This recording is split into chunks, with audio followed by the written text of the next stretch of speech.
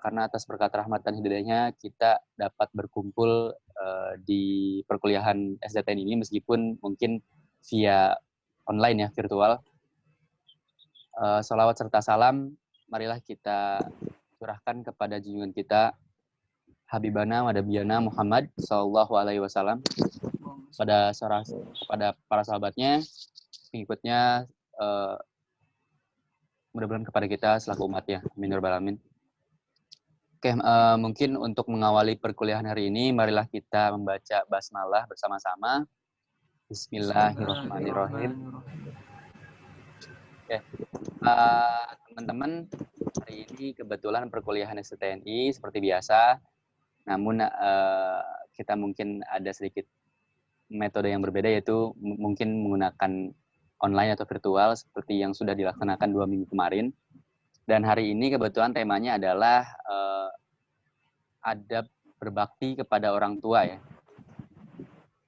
Yang nantinya perkuliahan ini akan dibawakan, materinya adalah oleh Ustadz Ahmad Yaman yang telah hadir di conversation video ini. Mungkin untuk mempersingkat waktu, kita lanjut ke tilawah ya Bang Asrul ya. Yap, siap. Waktu dan persilakan untuk Bang Asrul. Oke, bismillahirrahmanirrahim. Assalamualaikum warahmatullahi wabarakatuh. Waalaikumsalam warahmatullahi wabarakatuh. Oke, sebelum kita mulai perkuliahan, kita tilawah dulu. Tilawahnya untuk surat Al-Isra. Al-Isra itu ayat 23. Dari ayat 23 sampai ayat 38. Untuk Al-Isra itu kalau di Mushaf Al-Quran itu halaman 284. Oke, kita mulai ya. Kita baca Al-Fatihah dulu. A'udzu billahi minasyaitonir rajim. Bismillahirrahmanirrahim. Alhamdulillahi rabbil alamin. Ar-Rahmanir Rahim. Maliki yaumiddin. Iyyaka na'budu wa iyyaka nasta'in. Ihdinas siratal mustaqim. Siratal ladzina an'amta 'alaihim ghairil maghdubi 'alaihim waladdallin.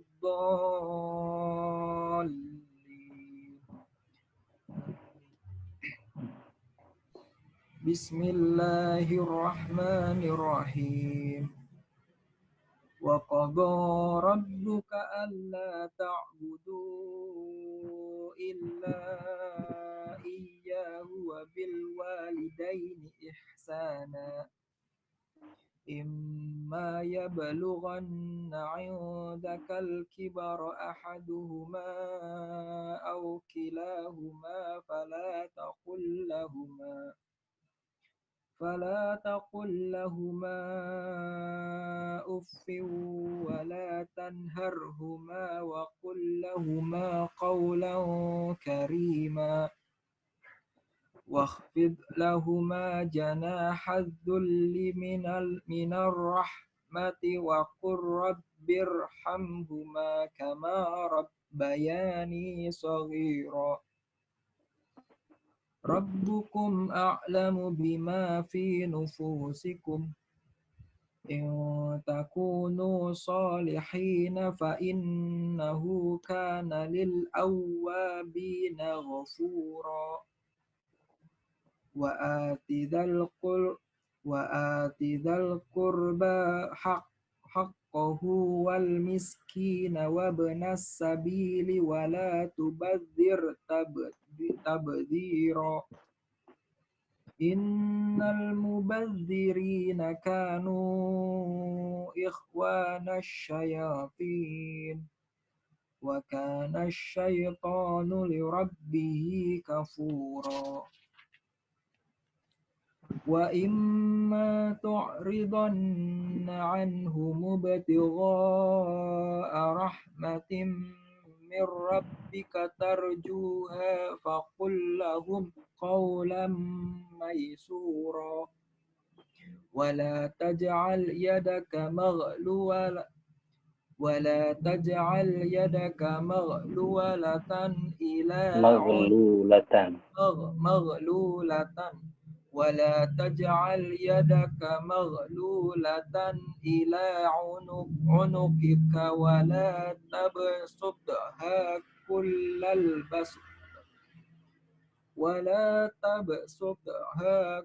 البسط فتقعد ملوما محسورا إن ربك يبسط الرزق لمن يشاء ويقدر إنه كان بعباده خبيرا بصيرا ولا تقتلوا أولادكم خشية إملاق نحن نرزقهم وإياكم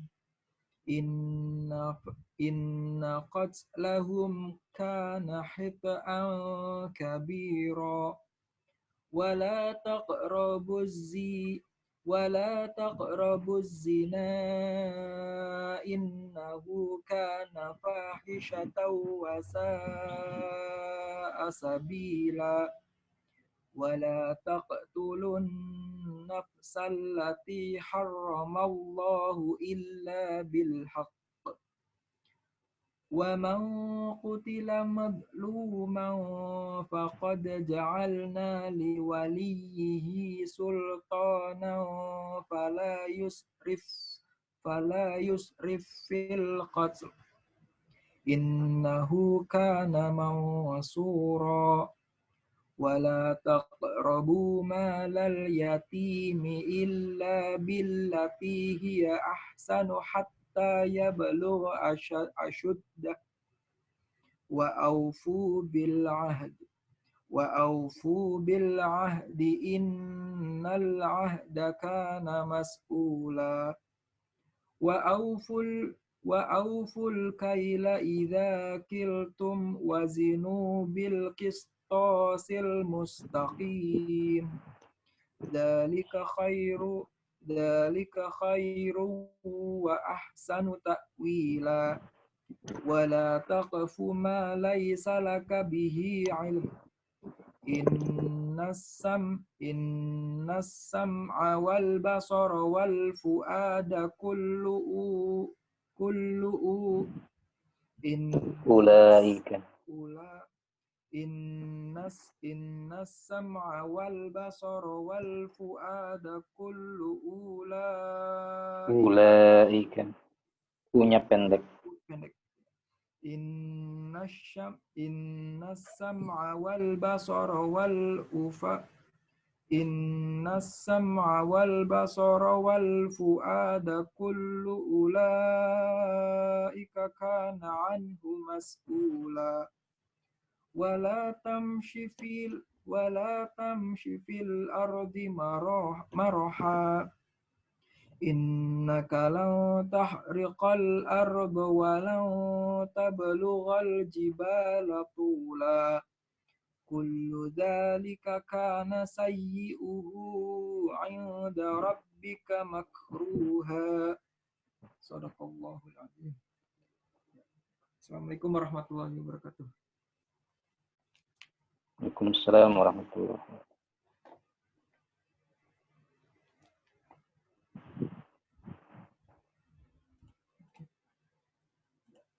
Untuk Mas Anjas, monggo. Soundnya ya, diulang aktif. Oke, jazakallah khairan katsiron untuk Mang Asrul telah membawakan tilawah di perkuliahan hari ini. Baik, untuk mempersingkat waktu, karena kebetulan di sini juga sudah hadir Ustadz Ahmad Yaman yang akan membawakan materi. Mungkin kita langsung saja ke sesi perkuliahan, materi mengenai adab berbakti kepada orang tua. Waktu dan tempat dipersilakan untuk Ustadz Ahmad Yaman. Baik, bismillahirrahmanirrahim. Assalamualaikum warahmatullahi wabarakatuh. Waalaikumsalam warahmatullahi wabarakatuh. Innal hamdalillah nahmaduhu wa nasta'inuhu wa nastaghfiruh wa na'udzu billahi min shururi anfusina wa sayyiati a'malina. May yahdihillahu fahuwal muhtadi wa may yudlil falan tajida lahu waliyyan mursyida. Asyhadu an la ilaha illallah wahdahu la syarikalah wa asyhadu anna Muhammadan abduhu wa rasuluhu alladzi la nabiyya ba'da. Rekan-rekan yang dirahmati Allah Subhanahu wa taala, alhamdulillah puji syukur kepada Allah Subhanahu wa taala kita masih diberikan nikmat sehat, kesempatan dan umur di tengah ujian wabah atau pandemi COVID-19 ini tidak menyurutkan langkah kita untuk tetap berorientasi kepada Allah Subhanahu wa taala ya, dengan berbagai sarana yang telah Allah Subhanahu wa taala sediakan. Terhenti satu sarana, Allah masih banyak memberikan berbagai sarana lainnya. Yang terpenting yang kita jaga adalah semangat untuk senantiasa mengisi waktu kita dengan hal-hal yang diridhoi oleh Allah Subhanahu wa taala. Salah satunya sekarang kita bisa berthalabul ilmi, mudah-mudahan ilmu yang didapat pada kesempatan pagi hari ini menjadi ilmu yang bermanfaat, bisa kita amalkan dan menjadi wasilah diangkatnya wabah ini oleh Allah Subhanahu wa taala. Kita bisa menyambut Ramadan, mengisi Ramadan dengan kondisi yang lebih baik dari hari-hari sebelumnya. Tak lupa salawat dan salam semoga senantiasa tercurahkan kepada Rasul kita Nabi Allah Muhammad SAW, kepada keluarganya, para sahabatnya, hingga umatnya yang istiqamah menjalankan ajaran-ajaran. Ikhwas sekalian, saya diberi amanat menyampaikan tema tentang adab berbakti kepada orang tua. Itu dalam bahasa kita birrul walidain, ya, berbakti kepada kedua orang tua. Pertama, yang harus kita ketahui ya di sini seorang muslim ya percaya akan adanya hak kedua orang tua terhadap dirinya serta kewajiban berbakti, mentaati dan berbuat baik terhadap keduanya. Dan kita harus tahu berbakti kepada kedua orang tua diletakkan nomor 2 setelah menyembah kepada Allah Subhanahu wa taala. Tadi dibacakan dalam surat Al-Isra ayat 23 ya. Auzubillahi minasyaitonirrajim wa qada rabbuka alla ta'budu illa iyyahu wa bil walidaini ihsana. Jadi Allah telah tetapkan ya, Allah telah qadhakan ya, dan Allah telah wajibkan ya alla ta'budu illa iyyahu, agar kita semua tidak menyembah kecuali kepada Allah Subhanahu wa taala. Ya. Dan yang kedua wabil walidaini ihsana, dan hendaklah kalian ya berbakti kepada kedua orang tua, berbuat ihsan, berbuat baik kepada kedua orang tua. Jadi Masya Allah, berbakti kepada kedua orang tua ikhwafillah itu Allah letakkan nomor 2 setelah menyembah kepada Allah Subhanahu wa taala. Ini berarti posisi dan kedudukan birrul walidain itu sangat mulia di sisi Allah Subhanahu wa taala dan termasuk amalan teragung dalam syariat ini ya. Dan kebalikannya dalam hadis Rasulullah ketika menyebutkan ketika Rasulullah menyebutkan dosa-dosa besar ya, yang pertama al-isyraku billah ya, yaitu menyekutukan Allah.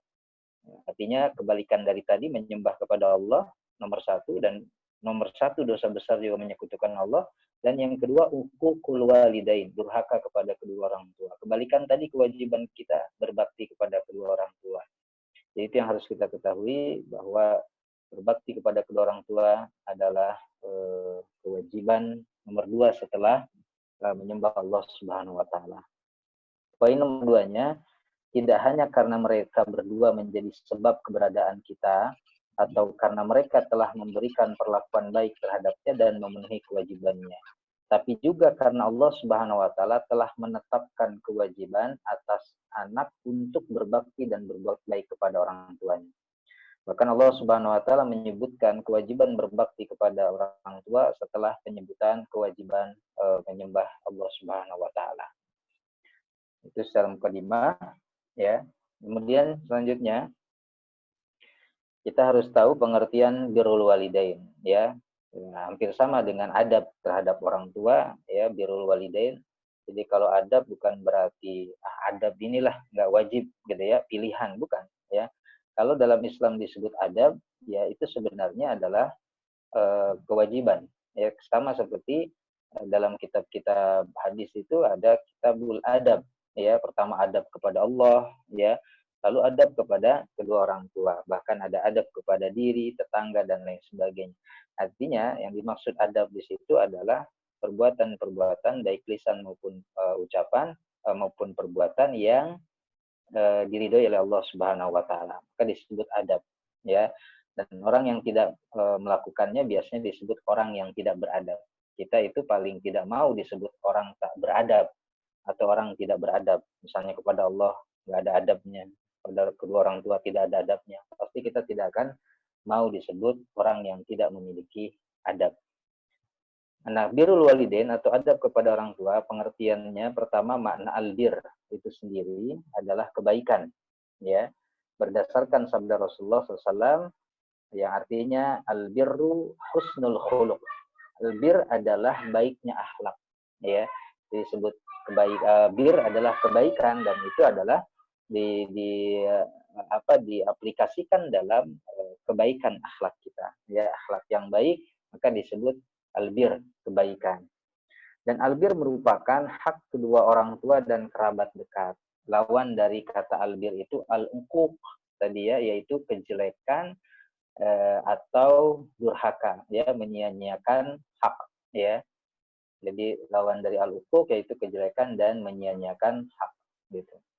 Yang ketiga, albir adalah mentaati kedua orang tua di dalam semua apa yang mereka perintahkan kepada engkau selama tidak bermaksiat kepada Allah, dan al-uquq, ya, dan menjauhi mereka dan tidak berbuat baik kepadanya. Ya, jadi makna albir atau beradab kepada kedua orang tua adalah kita melakukan semua perintah orang tua selama catatannya, garis bawahinya, tidak dalam rangka bermaksiat kepada Allah Subhanahu wa taala. Jadi selama tidak ada unsur maksiat perintah orang tua, maka kita wajib untuk mentaatinya, ya, wajib kita untuk melaksanakannya, ya. Dan sebaliknya, ketika perintah orang tua itu kita langgar, kita ingkari atau kita bantah padahal orang tua memerintahkan dalam ketaatan, maka kita disebut uququl walidain, durhaka kepada kedua orang tua. Jadi selama orang tua tidak memerintahkan hal yang bermaksiat, maka kita wajib mentaatinya, ya. Tapi kalaupun orang tua memerintahkan kepada yang maksiat, kita wajib menolaknya, tapi dalam penolakannya pun dengan cara yang baik, ya. Nah, di dalam ayatnya juga disebutkan tadi ketika disuruh untuk kita bermaksiat, fala tuti'huma, jangan kamu taati keduanya, tapi waqul lahuma qaulan karima. Tapi tetap saja kita berkata-kata dengan kata-kata yang memuliakan orang tua kita. Ya, misalnya kita disuruh untuk tidak sholat, ya, yang akhwat disuruh melepas jilbab, kita bantah, kita tolak, tapi dengan cara yang baik, kata-kata yang tetap memuliakan kedua orang tua kita. Contohnya dalam Al-Quran itu kisah Nabi Ibrahim, ya, yang diperintahkan oleh ayahnya Azar untuk menyembah patung berhala.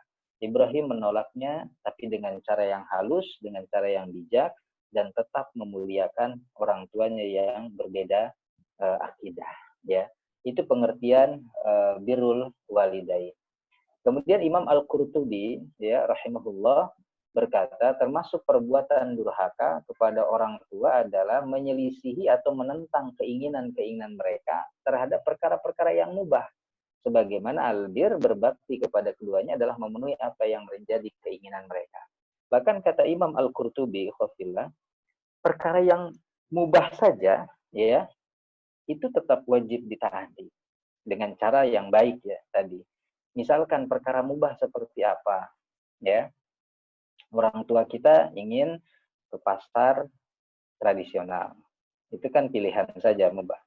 Sedangkan kita sebagai anak ya niatnya baik, ingin menyenangkan orang tua, ya Bu, lebih baik kita ke pasar ke minimarket, supermarket saja misalkan. Artinya lebih bersih, ya, tidak panas, tidak berdesakan dan lain sebagainya, ya. Tapi orang tua kita tetap bersikukuh untuk ke pasar tradisional. Ini hal-hal yang bisa kita kompromikan dan kita tetap bisa taati walaupun perkaranya perkara yang mubah, ya. Maka itu tetap wajib untuk kita taati, tapi tentu dengan cara yang baik, dengan negosiasi yang tidak melukai hati orang tua kita. Oleh karena itu, apabila salah satu keduanya memerintahkan sesuatu, wajib engkau mentaatinya selama hal itu bukan perkara maksiat. Walaupun apa yang mereka perintahkan bukan perkara wajib, ya, tapi mubah pada asalnya. Demikian pula apabila apa yang mereka perintahkan adalah perkara yang mandub atau disunahkan, ya, itu tercantum dalam kitab Imam Al-Qurtubi Al-Jami' lil Ahkamil Quran. Lalu selanjutnya firman Allah Subhanahu wa taala dalam surat An-Nisa, ya, disebutkan sembahlah Allah dan jangan kamu mempersekutukannya dengan sesuatu apapun dan berbuat baiklah kepada kedua orang tua atau ibu bapak, ya. Dan ini dasar hukum bakti kepada orang tua di samping surat Al-Isra ayat 23 yang tadi dibacakan. Ya, jadi jelas dasar hukumnya dalam surah An-Nisa ayat 36 ya, dan dalam surat Al-Isra ayat 23. Belum lagi ada dalam surat Al-Ahqaf sebenarnya ayat 15 misalkan. Kemudian pesan Luqman juga dalam surat Luqman, ya, itu terkait dengan indikasi tentang wajibnya kita berbakti dan beradab kepada kedua orang tua kita. Ini ayatnya tadi saya sudah sebutkan, ya, surat Luqman juga ayat 14. Di samping juga hadis yang diriwayatkan oleh Imam Muslim dalam sahihnya, hadis Al-Mughirah bin Syu'bah, ya, radhiyallahu anhu, dari Nabi SAW, beliau bersabda, sesungguhnya Allah mengharamkan atas kalian mendurhakai para ibu, mengubur hidup anak perempuan, dan tidak mau memberi tetapi meminta-minta atau bakhil, dan Allah membenci atas kalian mengatakan katanya si fulan begini, si fulan berkata begitu, ya, tanpa diteliti terlebih dahulu. Lalu kemudian banyak bertanya dan membuang-buang harta. Itu hadis terkait dengan dosa besar, ya, ketika kita berdurhaka kepada kedua orang tua kita. Baik, keutamaan birrul walidain. Kita harus tahu tentang apa sih keutamaan, kenapa kita harus berbakti kepada kedua orang tua. Pahala apa yang disediakan oleh Allah Subhanahu wa taala, karena pasti akan berbanding lurus fillah ketika Allah mewajibkan sesuatu lalu kemudian di situ ada pahala pastinya, dan pahalanya juga sebanding bahkan lebih besar dari apa yang kita lakukan, ya. Pertama, termasuk amalan yang paling mulia, ya. Bahkan dalam hadis ini, ya, amalan yang paling mulia melebihi jihad di jalan Allah. Saat itu, ikhwafillah, konteksnya ketika Abdullah bin Mas'ud radhiyallahu anhu berkata, beliau bertanya kepada Rasulullah SAW, apakah amalan yang paling dicintai oleh Allah ya Rasulullah? Ayyul a'mali ahabbu ilallah. Amalan apa yang paling dicintai oleh Allah? Lalu Rasul bersabda, as-salatu ala waqtiha. Salat tepat pada waktunya. Lalu Abdullah bin Mas'ud bertanya lagi, apalagi ya Rasulullah? Rasul bersabda, berbuat baik kepada kedua orang tua. Lalu apalagi? Ya, maka Rasul bersabda, berjihad di jalan Allah Subhanahu wa taala. Ya. Jadi, ya, berbakti kepada kedua orang tua, keutamaan berbakti kepada kedua orang tua itu adalah bagian dari amalan yang paling mulia. Jadi termasuk amalan yang paling mulia, ya. Yang kedua, merupakan salah satu sebab diampuninya dosa. Nah, kita sadari dan kita akui kita banyak bersalah, banyak berbuat dosa, maka dengan kita berbakti dan memuliakan, beradab kepada kedua orang tua kita, insya Allah itu jadi penghapus dan penggugur dosa-dosa kita. Ya, jadi Allah Subhanahu wa taala dalam surat Al-Ahqaf tadi ayat 15 dan 16 ya, Allah Subhanahu wa taala berfirman, kami perintahkan kepada manusia supaya berbuat baik kepada kedua orang tuanya. Hingga akhir ayat berikutnya, mereka itulah orang-orang yang kami terima dari amal mereka yang telah mereka kerjakan dan kami ampuni kesalahan-kesalahan mereka.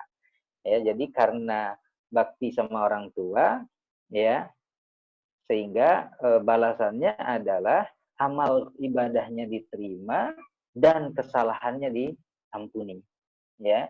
Dan mereka bersama para penghuni surga sebagai janji yang benar yang telah dijanjikan kepada mereka, ya, dijanjikan oleh Allah Subhanahu wa taala.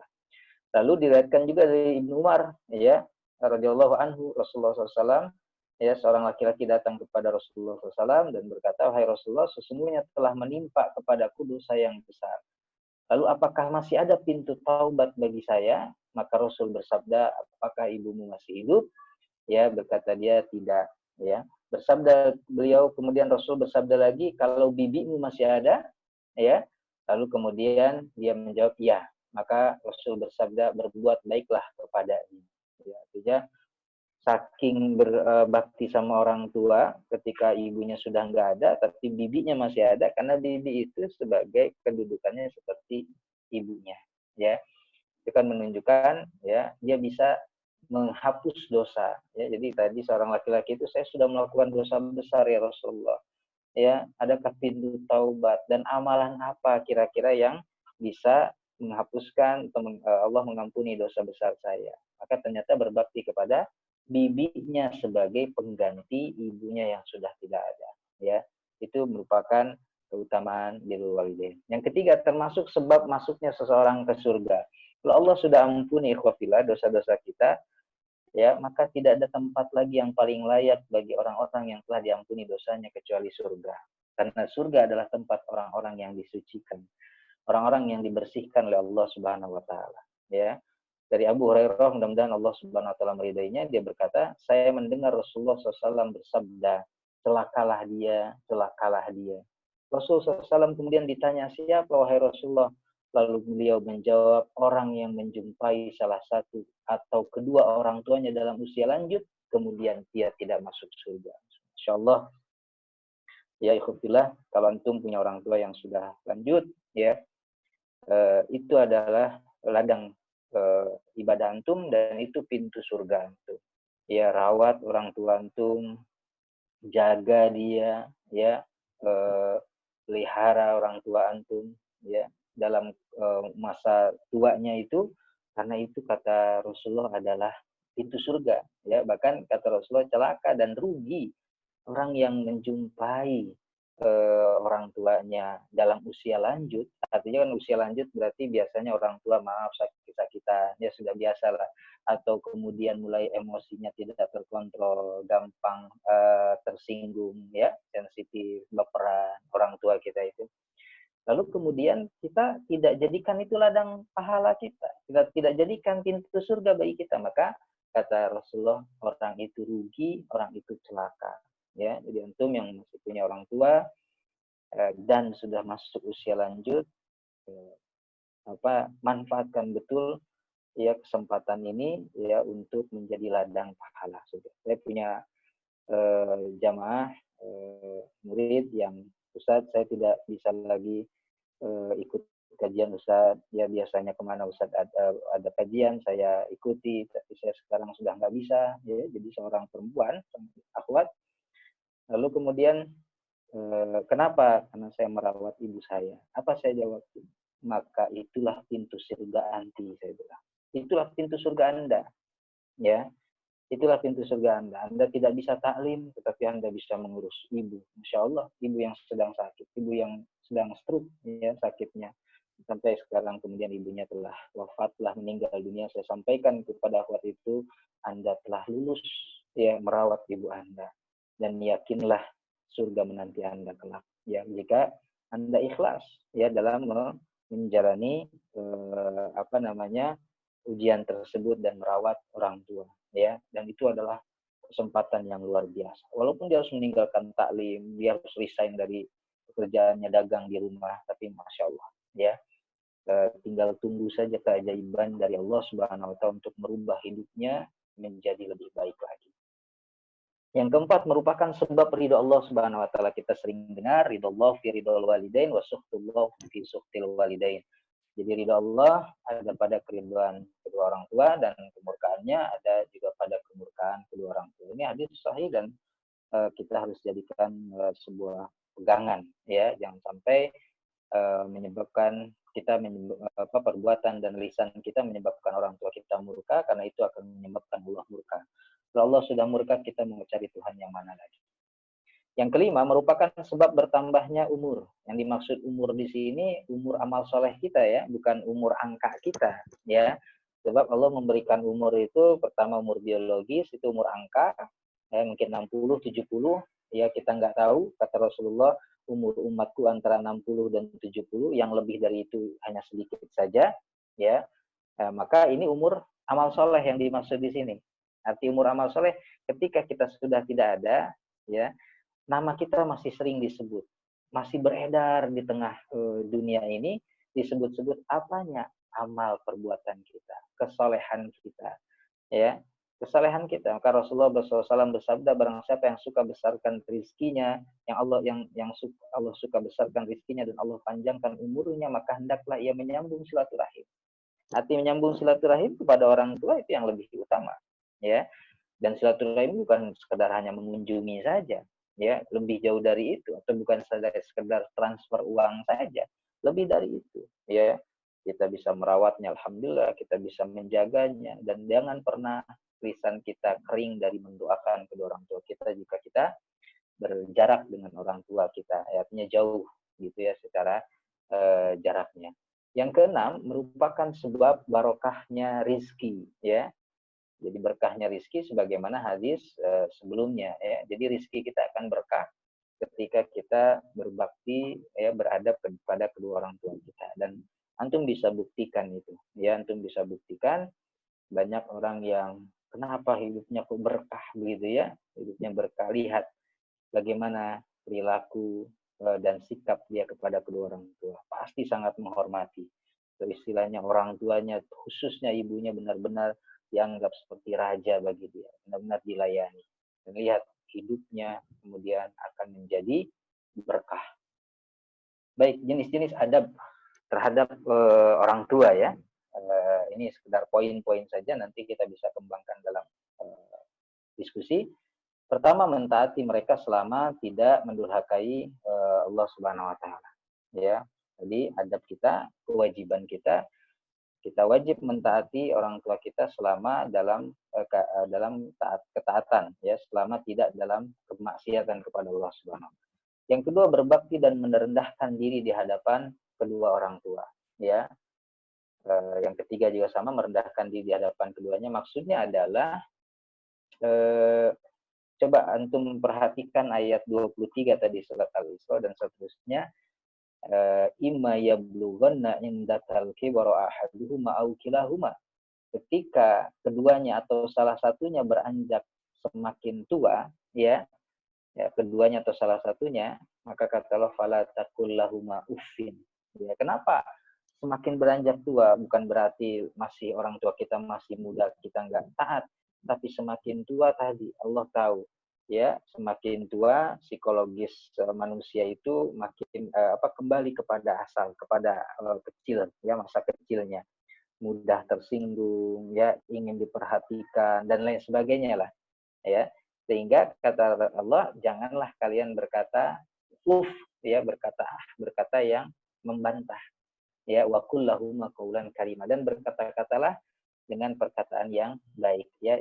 Sebelumnya wala tanharhuma, dan jangan membentak. Coba lihat orang tua kita suara tinggi sedikit aja padahal bukan bentak, itu sudah lain keterimanya, ya, seolah-olah dibentak kita orang tua kita itu. Maka kita harus hindari, ya, kita harus jauhi perbuatan tersebut. Yang keempat, berbicara dengan lembut di hadapan mereka. Tadi ya, tidak meninggikan suara, apalagi kemudian dengan bahasa yang kasar, gua, lu misalkan gitu ya, kepada orang tua kita. Ya, kamu gitu kan, misalnya sama, apalagi sama ibu kita dengan perkataan ya, Masya Allah, ya, nauzubillah, semoga kita dijauhkan dari kata-kata itu kepada orang tua kita. Ya, berbicara dengan lemah lembut, ya, karena bukan uang, ya, bukan sekedar materi yang diharapkan orang tua kita. Kita menjaga lisan dan adab kita saja, perilaku kita itu luar biasa. Itu surga bagi orang tua lihat anaknya seperti itu. Tentram bagi orang tua lihat anaknya seperti itu. Ini buat apa kita berikan materi sebanyak-banyaknya, tapi lisan kita kotor sama orang tua. Itu nggak ada nilainya dan nggak ada berharganya di hadapan orang tua kita. Orang tua kita nggak akan bahagia dengan perlakuan kita seperti itu. Lalu menyediakan makanan untuk mereka, ya. Kalau kita mengurus orang tua di rumah, kita yang masak, gitu ya. Atau kita nggak sempat masak, kita belikan, ya. Ibu mau apa, bapak mau apa. Atau kalau antum punya rezeki lebih, gitu ya, jangan pernah antum tidak ajak orang tua antum cobalah makan di luar sekali-kali. Jangan begini. Kalau antum udah nikah misalkan, Pak, ini titip anak ya, kami mau ke restoran. Ya, anak dititipin, antum sama istri atau sama suami ke restoran berdua. Ya, ajak, ya, dan jangan merasa malu atau gengsi ngajak orang tua itu, ajak.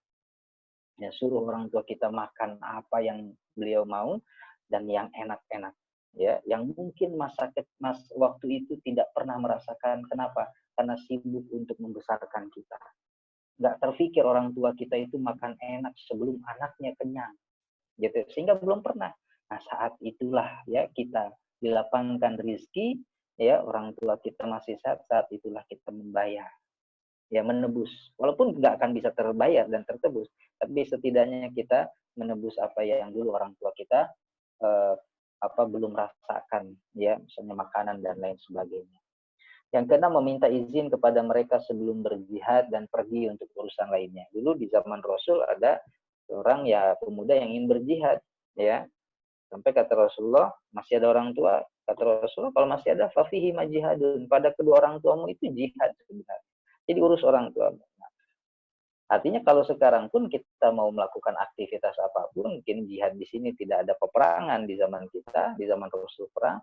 Kita misalnya ingin berangkat kuliah, berangkat bekerja, atau beraktivitas lain, izin. Kalau kita masih tinggal sama orang tua, ya, kalau tidak kemudian kita juga bisa telepon sekarang, ya, kita bisa video call, Pak, saya izin, Bu, saya izin, ya, mohon doanya, mohon doa restunya, saya mau tugas keluar kota, misalnya dari tempat pekerjaan kita, saya mau kuliah, saya mau KKN, saya mau skripsi, ya, minta doa dan minta izin, serta minta ridhonya dari kedua orang tua kita. Yang paling utama adalah yang ketujuh, selalu mendoakan kebaikan untuk keduanya. Rabbik firli wali walidayya warhamhuma kama rabbayani shaghir, atau doa yang di surat Al-Ahqaf, Rabbi auzi'ni an ashkura ni'mataka allati an'amta 'alayya wa 'ala walidayya. Nah, jadi engkau telah memberikan nikmat kepadaku dan kepada kedua orang tuaku. Yaitu kita jangan pernah lisan kita kering mendoakan kepada kedua orang tua kita, ya. Nah, ini doa untuk kedua orang tua kita. Allahumma gfirli wali walidayya warhamhuma kama rabbayani shaghira, atau dalam ayat yang lain, Rabbik gfirli wali walidayya warhamhuma kama rabbayani shaghira, ya. Itu doa yang kita harus selalu panjatkan kepada kedua orang tua kita, ya, dalam kondisi apapun, ya, karena mereka, lisan mereka pun tidak pernah letih dan kering mendoakan anak-anaknya, walaupun anak-anaknya sudah dewasa, sudah berkeluarga, sudah punya anak lagi, ya, tetapi orang tua kita nganggap kita ini ya tetap anak, walaupun kitanya sudah punya anak, ya. Artinya orang tua kita sudah punya cucu, tetap saja menganggap anaknya itu anak kecil lagi, ya, yang memang harus terus didoakan dan tidak pernah kering lidah mereka, bibir mereka untuk mendoakan, ya. Maka kita harus benar-benar berbakti kepada kedua orang tua kita, ya, terus ya gembirakan, muliakan dan bahagiakan kedua orang tua kita, ya, karena kita akan merasa kehilangan ketika kursi yang biasa beliau duduki itu sudah kosong, ya.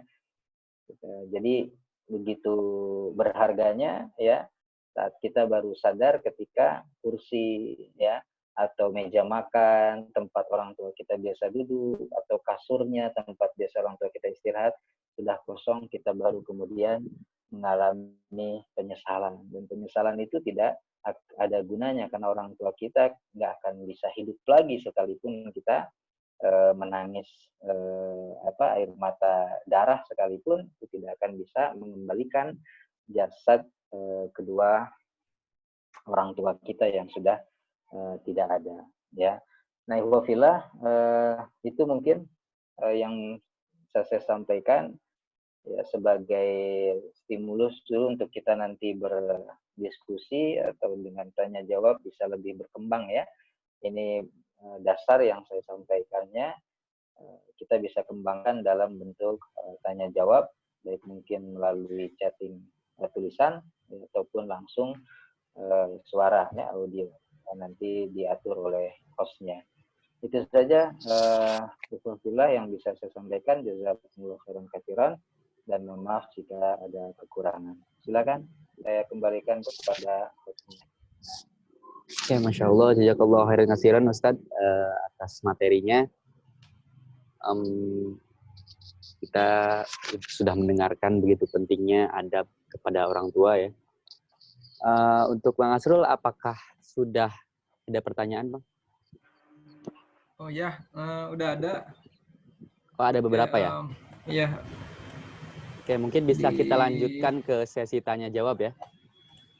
Oke, saya bacakan pertanyaannya, Ustadz, ya. Oke, pertanyaan pertama. Oke, bismillah. Aku mau tanya. Putus-putus, maaf, putus-putus. Putus-putus. Coba Anjas yang bacain. Putus-putus suaranya. Coba halo, Anjas yang bacain. Sebentar. Kalau Anjas yang bacain, putus-putus nggak? Ya, coba. Ustadz, bisa kedengaran jelas nggak, Ustadz? Halo, Ustadz. Halo. Kedengaran jelas nggak, Ustadz? Halo.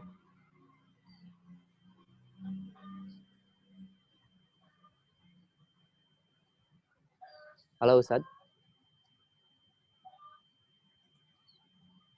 Bang Asrul? Iya, kedengeran. Kalau dari sini kedengeran. Mungkin koneksi yang dari Ustadznya. Koneksi Ustadznya lagi itu tuh. Oh, lagi ini. Coba, ya? Iya, Ustadznya koneksinya keputus. Untuk yang mau nanya, waktu diskusinya panjang nih. Iya, mungkin bisa silakan. Dari sekarang buat teman-teman yang mau ada pertanyaan mungkin. Udah ada beberapa pertanyaan.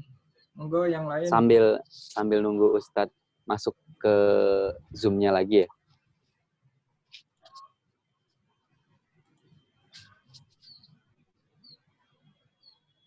Pak Ketua, gimana Ustadz udah diarahkan ke Zoom? Iya, lagi dihubungin. Oh.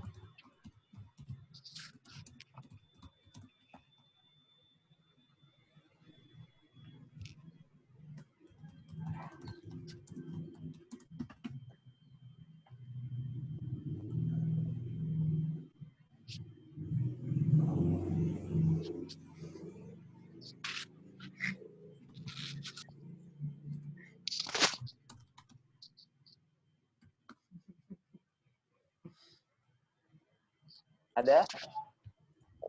Sudah ada, Ustadz. Oke. Gimana Ustadz? Suaranya jelas ya, Ustadz? Jelas. Maaf. Oh, jelas. Kesalahan teknis ini ada. Internetnya mungkin. Silakan. Ya, mungkin langsung bisa ke pertanyaan pertama, Bang Asrul. Oke. Suaranya putus-putus enggak kalau saya ngomong ini, Pak Ustadz? Iya, sekarang enggak. Tadi sih memang putus-putus. Oh, oke. Oke, baik. Oke, Pak Ustadz. Pertanyaan pertama. Iya. Aku mau tanya, misalkan kita nggak pernah berdoa untuk Allah untuk mengampuni kita, menjauhkan kita dari neraka, menjauhkan dari bahaya penyakit, dan lain-lain. Tapi apa yang sering kita baca dalam Al-Quran mengandung makna itu? Apakah secara otomatis doa itu tersimpan bersama Allah? Semisal kita melakukan dosa kepada orang tua, tapi kita tak sanggup meminta maaf secara langsung, melainkan melalui Allah, apakah dosa kita telah diampuni? Nah, itu.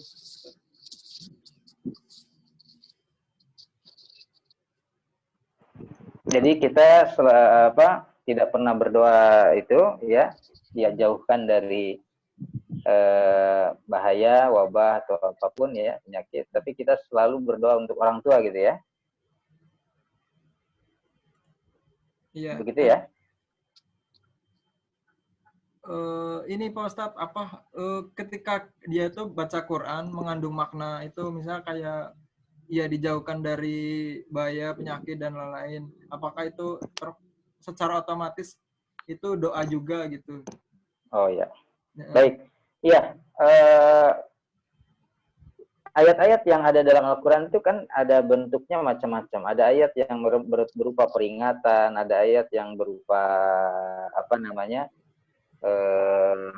kabar gembira, ada ayat yang berupa kisah umat terdahulu, dan ada ayat yang berupa doa, ya. Jadi ketika kita membaca ayat tersebut, ya secara tidak langsung kita sedang berdoa kepada Allah Subhanahu Wa Taala. Dan insya Allah ketika kita membacanya dengan penuh kekhusyuan, keyakinan, maka doa itu akan diijabah oleh Allah Subhanahu Wa Taala, tentu dengan cara dan waktu yang Allah Maha tahu tentang hal itu, ya, kapan, ya, timingnya, kemudian juga caranya seperti apa, itu Allah Subhanahu Wa Taala yang akan mengabulkannya, mengijabahnya, ya. Insya Allah itu doa yang akan diijabah oleh Allah Subhanahu Wa Taala saat kita membaca atau tilawah Al-Quran yang berkaitan dengan ayat-ayat yang di dalamnya tentang doa, ya, insya Allah. Tentu alangkah lebih baiknya ketika doa-doa yang ada dalam Al-Quran itu ataupun dalam hadis Rasulullah, ya, kita baca juga di luar kita tilawah, misalnya setelah sholat, ya, kan Rasul sudah menyebutkan ada waktu-waktu diijabahnya doa. Salah satunya fikul liduburi sholat, sehabis sholat wajib, ya, atau saat hujan, ya. Kemudian di sepertiga malam terakhir kan ada waktu-waktu ya diijabah, ada tempat-tempat diijabah. Kalau tempat mungkin ya di tanah suci misalkan salah satunya, ya, di Makkah, di Madinah, yes, itu tempat diijabah. Tapi kita nggak selalu bisa ke sana, ya, ataupun kan tidak mungkin ke sana dalam kondisi seperti ini misalnya. Nah, Allah sediakan yang lebih umum, waktu mustajab, ya, waktu mustajab itu kita manfaatkan untuk doa. Allahu a'lam. Oke, Pak Ustadz, yang tadi itu pertanyaannya ada dua. Ya. Jadi dari orang yang sama. Semisal kita melakukan dosa kepada orang tua, tapi kita tak sanggup meminta maaf secara langsung, melainkan melalui Allah, apakah dosa kita telah diampuni? Nah, gitu. Ya, baik. Dosa itu ada dua. Dosa itu ada yang kaitannya dengan hak-hak Allah, ada yang kaitannya dengan hak sesama manusia. Kalau dosa dengan kaitannya dengan hablum minallah, hak-hak Allah yang kita langgar, maka kita langsung bertaubat kepada Allah Subhanahu Wa Taala. Tapi ketika itu berhubungan dengan hak-hak manusia, apakah itu kakak kita, adik kita, saudara kita, teman kita, bahkan orang tua kita, ya, maka Allah tidak akan mengampuni sebelum kita meminta maaf, ya, minta dihalalkan dulu dosa dan kesalahan kita kepada yang bersangkutan, ya. Nah, justru kalimat tidak sanggup, ya, atau tidak tidak kuasa untuk meminta maaf, nah itu harus dihilangkan, ya. Itu sebagai seolah sebagai dalih saja kita Nah, sudahlah ke Allah sajalah, ke orang tuanya nggak usah minta maaf. Tetap dalam hadisnya disebutkan oleh Rasulullah SAW, Allah tidak akan mengampuni atau memaafkan dosa yang berkaitan dengan hak-hak adamiyin, hak-hak manusia, sebelum mereka meminta maaf dan meminta dihalalkan. Allah. Oke, pertanyaan selanjutnya, pertanyaan dari orang kedua. Ya. Assalamualaikum Ustadz. Semoga Ustadz dan kita semua selalu dalam lindungan Allah Subhanahu wa taala. Ya. Ayah saya meninggal dunia saat saya umur 6 bulan. Jadi saya tidak tahu betul ayah saya seperti apa selama beliau hidup. Saya berharap bertemu ayah saya di surga nanti. Pertanyaannya, amalan apa yang harus saya lakukan untuk membuat ayah saya masuk surga? Bagaimana cara berbakti kepada orang tua yang sudah meninggal dunia? Itu, Ustaz. Baik. Banyak orang yang mungkin ya anak begitu lahir memang bapaknya atau ibunya sudah tidak ada, artinya dia lahir dan ibunya meninggal misalkan. Ibunya meninggal karena melahirkan dia. Dia tidak bisa melihat ibu kandungnya atau ayahnya meninggal lebih dulu sebelum dia lahir. Nah, kondisi seperti itu bagian dari ketentuan ya, takdir Allah Subhanahu wa taala. Tetapi bukan berarti kemudian kita berpangku tangan ya. Makanya Rasulullah menyebutkan ada perbuatan-perbuatan yang bisa kita lakukan berbakti kepada kedua orang tua walaupun orang tua kita sudah tidak ada. Jadi birrul walidain, berbakti kepada kedua orang tua itu ibadah yang bisa menembus ruang dan waktu. Artinya tidak saja orang tua kita masih ada, kita berbakti. Tapi orang tua kita sudah tidak ada pun sebenarnya masih bersambung, masih berlanjut. Hanya caranya, teknisnya nanti yang berbeda. Bagaimana caranya agar orang tua kita itu bisa masuk surga? Nah, makanya kita menjadi yang soleh, anak yang soleh.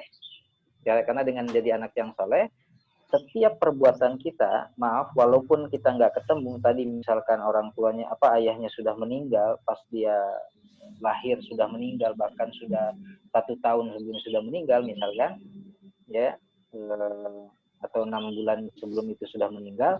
Nah,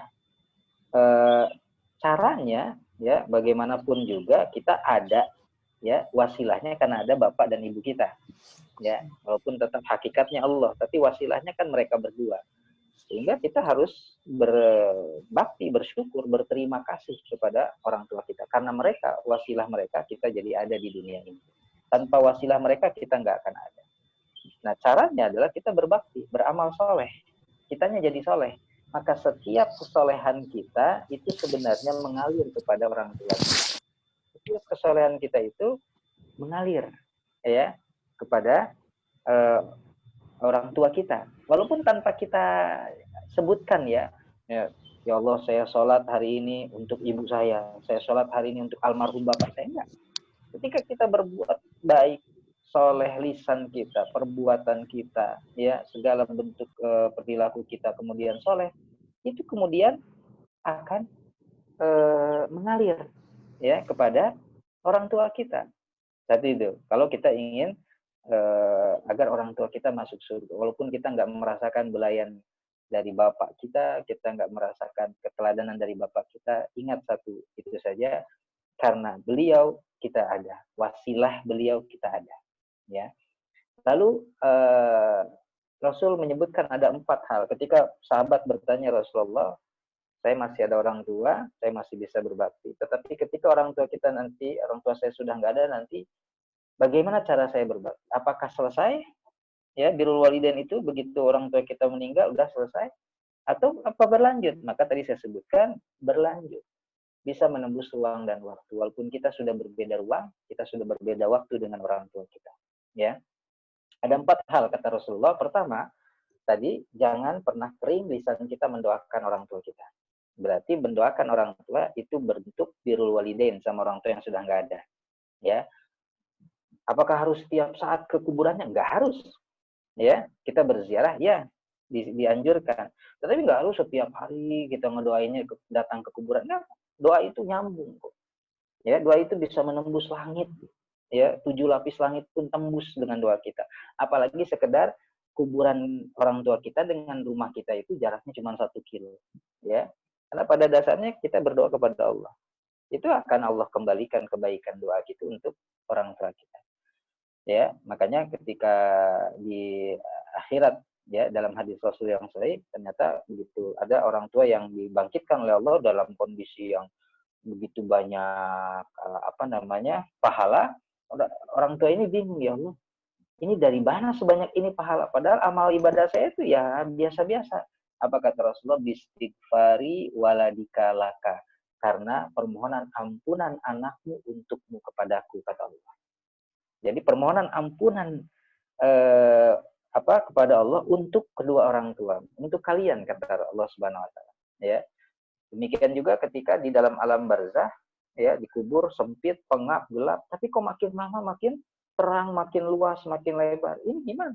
Apa kata Rasulullah? Ya, Jibril menyampaikan itu karena perbuatan amal soleh anakmu, ya, untukmu, gitu ya, untuk orang tua. Yang kedua, wujudkan cita-cita baik orang tua kita, kata Rasulullah. Dulu orang tua kita sebelum meninggal itu waktu hidup punya cita-cita baik apa? Cuma nggak kesampaian karena qadarullah keburu dipanggil oleh Allah Subhanahu wa taala. Ketika kita dilapangkan rezeki, ada kesempatan, maka wujudkan. Misalnya orang tua kita pengen umroh, nggak kesampaian, wujudkan. Kita bisa umrohkan setelah kita umroh. Atau haji misalkan. Ya, orang tua kita ingin mewakafkan tanah, wujudkan. Orang tua kita ingin membangun tanah, membangun masjid, wujudkan. Ya, keinginan baik orang tua kita.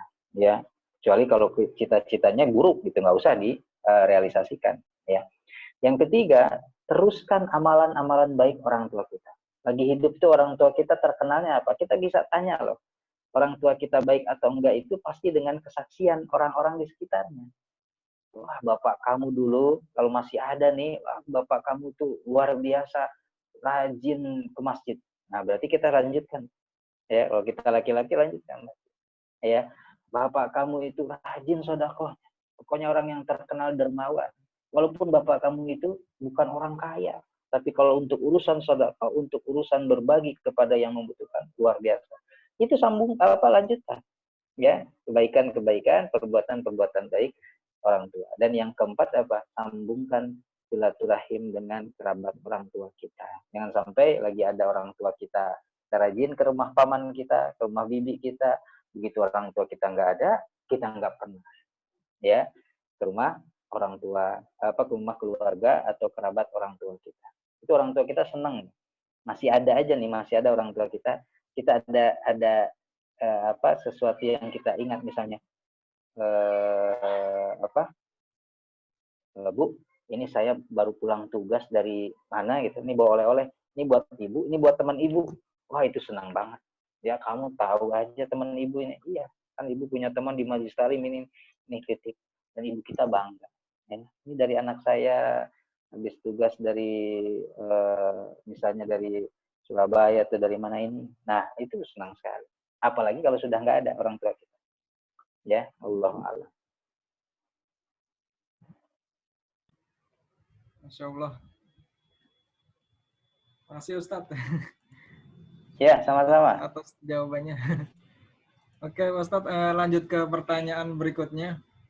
Pertanyaan ketiga. Bagaimana cara berbakti kepada orang tua, sedangkan orang tua itu sendiri sudah tidak memiliki rasa sayang kepada kita? Contohnya, ayah sudah berpisah dan menikah lagi dengan wanita lain. Ayah tersebut lebih menyayangi anaknya dengan wanita itu dibanding dengan anak istri pertamanya. Dan istrinya itu juga membatasi agar ayahnya tidak terlalu memperhatikan anak dan istri pertamanya. Jadi berbakti kepada orang tua yang orang tua itu sendiri nggak sayang kepada dia sendiri gitu. Lebih sayang dari anak yang istri keduanya mungkin. Gimana, Pastor? Baik, sebenarnya hubungan darah, hubungan kasih sayang itu nggak bisa diputus. Ya, sebenarnya ya. Pada dasarnya nggak. Apalagi orang tua ke anak. Maaf, Kalau istri itu ada bekas, ada mantan. Ya, contoh misalkan antum menikah, ya, lalu kemudian istri antum meninggal, itu mantan. Atau antum bercerai misalkan ya, itu mantan. Tapi kalau kemudian dari pernikahan antum ada anak, antum nggak bisa bilang itu mantan anak saya.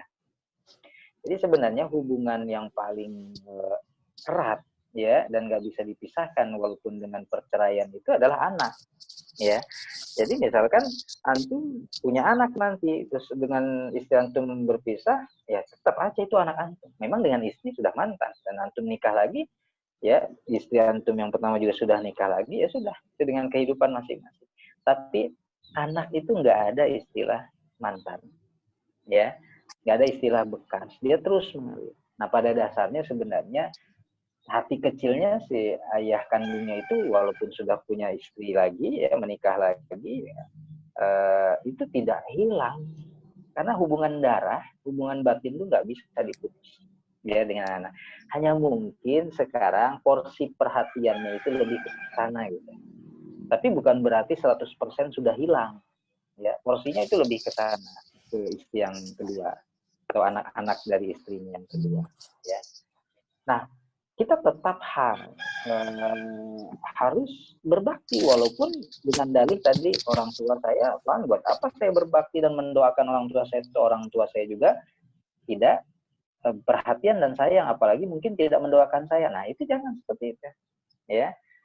Maka balaslah keburukan dengan kebaikan. Itulah sesempurna-sempurnanya silaturahim. Jadi silaturahim yang sempurna itu justru ketika kita membalas keburukan wa yadrauna as-sayyi'ah bil hasanah, membalas keburukan dengan kebaikan. Gitu kan? Oh, itu urusan bapaknya yang memang tidak perhatian atau tidak sayang sama anaknya. Tetapi kita sebagai anak tunjukkan ya bahwa dia bagaimanapun darah daging kita itu darah daging bapak kita itu mengalir pada tubuh kita. Maka tunjukkan aja dengan berbakti, tetap mendoakan. Oh ternyata perlakuan orang tua atau ayahnya itu nggak sama dengan perlakuan kita yang berbakti, kan jadi masalah. Pahala itu nggak akan tertukar. Ya, pahala nggak akan tertukar. Tetap saja berbakti. Dan di suatu saat ya bukan tidak mungkin bapaknya itu atau orang tuanya itu kemudian sadar karena melihat kesalehan anaknya. Ya kalau bapaknya begitu, anaknya balas yang sama bahkan lebih, ya nggak akan ketemu. Ya nggak akan ketemu, yang ada terus berkonflik ya, dan hilanglah peluang kita mendapatkan ridho Allah, surga Allah ya. Jadi berbakti sama orang tua bukan harus kemudian orang tuanya juga harus berbakti gitu. Bukan begitu, atau orang tuanya juga harus baik sama anaknya, karena itu nanti urusannya pertanggungjawabannya masing-masing di hadapan Allah Subhanahu wa Ta'ala. Kita sebagai anak sudah melakukan kebaikan dan bakti sama orang tua, lalu orang tua kita yang nggak bertanggung jawab, itu adalah tanggung jawab dia kepada Allah Subhanahu wa Ta'ala. Jadi jangan sampai sikap orang tua mempengaruhi sikap kita. Allah a'lam. Oke, Insyaallah. Ustaz. Jazakallahu khairan katsiran Ustaz. Iya, baik. Pertanyaan Ada lagi? ada. Ini pertanyaan keempat menarik ya. Masih 3 lagi. Ya ini yang pertanyaan Silakan. menarik. Dari Ewan. Mewakili kita juga. Mewakili kita. Jadi gini Pak Ustadz pertanyaannya. Baiknya berbakti dan membahagiakan orang tua dulu atau menikah? Ya. Jadi baiknya berbakti dan membahagiakan orang tua dulu atau menikah dulu gitu. Oke, Baik, kita suka membenturkan. Ini pertanyaan ini sama biasanya nih. Kita misal ke ibu dulu atau ke istri dulu ya. Kalau yang sudah menikah loh ya. Kalau yang sudah menikah ada lagi itu pertanyaannya. Antum kan misalnya belum menikah, ya. Antum belum menikah berarti pertanyaannya ini bakti dulu sama orang tua apa nikah dulu, Ustaz? Ya. Nah, bagi yang sudah menikah lain lagi. Kalau antum anak laki-laki, bagi yang sudah menikah bingungnya gini. Ustaz, ibu dulu apa istri dulu ya didahulukan? Saya udah punya istri, tapi ibu saya juga masih punya ibu. Nah, ini pola pikir yang salah. Membenturkan dua kebaikan, membenturkan dua amal soleh. Ya, sebenarnya tidak harus dibenturkan. Kita tinggal pandai mengelolanya. Ya, jadi jangan dibenturkan. Sholat dulu, apa zakat dulu, apa haji. Nggak usah dibenturkan. Masing-masing ada cara dan waktu yang tepat. Kan gitu. Antum membenturkan antara menikah yang juga memang ibadah dengan bakti sama orang tua. Wah, memang kalau dari sisi kedudukan bakti sama orang tua tetap yang paling baik. Tetapi bukan berarti dibenturkan dengan kebaikan yang lain. Ya, hanya waktunya dan juga caranya yang memang berbeda. Sekarang antum sudah siap menikah, antum menikah itu bagian dari amal soleh. Kalau keluarga antum bahas keluarga antum rukun, itu adalah hadiah terbaik bagi orang tua antum. Orang tua kita lihat rumah tangga anaknya rukun, lihat rumah tangga anaknya sakinah, mawaddah, rahmah, itu luar biasa. Itu pemberian yang besar. Tapi lihat rumah tangga anaknya berantem terus, walaupun sukses dari segi duniawi, itu pusing sama orang tua. Itu tetap pusing jadi pikiran bagi orang tua. Makanya caranya bagaimana? Antum benar-benar buktikan bahwa antum memang sudah layak untuk berumah tangga. Orang tua antum bukan menghalang-halangi. Mungkin saja orang tua antum masih belum betul-betul yakin, masih meragukan apa benar. Apalagi antum laki-laki misalkan, ya, yang memang bertanggung jawab. Laki-laki dia bawa anak orang, gitu ya, tanggung jawab, ya, belum lagi untuk nafkah dan lain sebagainya kan gitu. Perlihatkan ya kedewasaan antum, itu izin nggak usah nunggu lama pasti keluar. Ya, kalau kitanya belum terlihat dewasa, belum terlihat bertanggung jawab, orang tua kita yang jadi pikiran. Antum udah nikah, tetap aja masih ngerepotin orang tua kan, takutnya begitu. Ya, apalagi antum nikah, antum sebagai kepala keluarga nantinya, ya harusnya mungkin antum kemudian bisa mandiri dengan keluarga baru antum, ya. Tapi ini enggak, malah istri antum bawa ke rumah orang tua. Kayaknya antum tinggal. Tapi kan orang tua jadi pikirannya apa? Nambah lagi nih resiko dapurnya. Kan gitu ya. Nah, antum mungkin belum kerja gitu ya. Terus tambah bawa istri gitu ya. Bawa orang baru. Kemudian nanti punya anak. Nah, itu akan membuat pikiran orang tua. Tapi yakin kalau antum sudah memperlihatkan sikap dewasa, bertanggung jawab, ya pasti orang tua antum akan mendukung, ya akan setuju, bahkan akan mensupport, ya bahkan tidak jarang kemudian mensupport, karena kitanya mungkin belum memperlihatkan kedewasaan. Jadi nggak usah dibenturkan tuh, sama dulu nikah dulu, apa selesaiin kuliah, nah itu dibenturkan. Kuliah thalabul ilmi, nikah juga ibadah, kuliah juga ibadah, nggak usah dibenturkan. Tinggal kita atur. Banyak kok yang sukses kuliahnya, nikahnya juga sukses, berumah tangganya juga sakinah, padahal masih kuliah. Itu kan banyak contohnya. Orang bisa selesai kuliah S1-nya, bisa sampai S2, S3, padahal mereka udah nikah. Jarang ada yang orang berpikir profesor dulu, kemudian baru nikah. Jadi kan? Bisa berjalan seiringan. Bisa berjalan beriringan, ya bakti sama orang tua, sekaligus nikah, berjalan beriringan. Ibu dulu, istri dulu, berjalan beriringan bisa. Tinggal kita pintar membagi waktunya. Nikah dulu, apa kemudian kuliah dulu, selesaikan, bisa berjalan beriringan.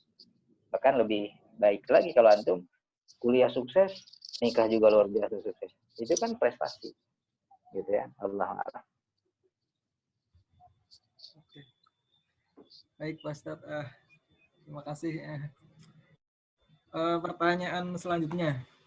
Ya. Gimana cara menanggapi orang tua yang sudah mulai pikun dan omongannya ngawur? Itu mungkin udah Alzheimer kali ya. Bentar ya. Gitu. Sebentar. Saya Okay. sebentar ke belakang. Oke, baik. Gimana, Bang Asrul sudah mewakili ya? Pertanyaan keempat sudah mewakili ya? Itu bukan pertanyaan dari saya ya, ada yang seseorang ya dari kalian ya. Jangan apa-apa. Jangan begitulah. Aku aja. Tapi itu sudah terjawab kok sebenarnya. Mungkin yang bertanya belum menemukan jawabannya. Iya, elah. PR kesepian. Ya lu. Guys, ini pertanyaannya udah banyak banget, tapi gimana nih? Mau dibacain semua atau enggak nih? Bacain semua. Ya dicoba dulu aja dibacain semua. Mudah-mudahan waktunya Bisa lah ya. pas sih. Oke. Baik, tadi apa? Mohon diulangi pertanyaannya. Oke. Ini Pak Ustadz, cara mana tadi? Ke atas nih. Caranya menanggapi orang tua yang sudah mulai pikun dan omongannya ngawur. Nah,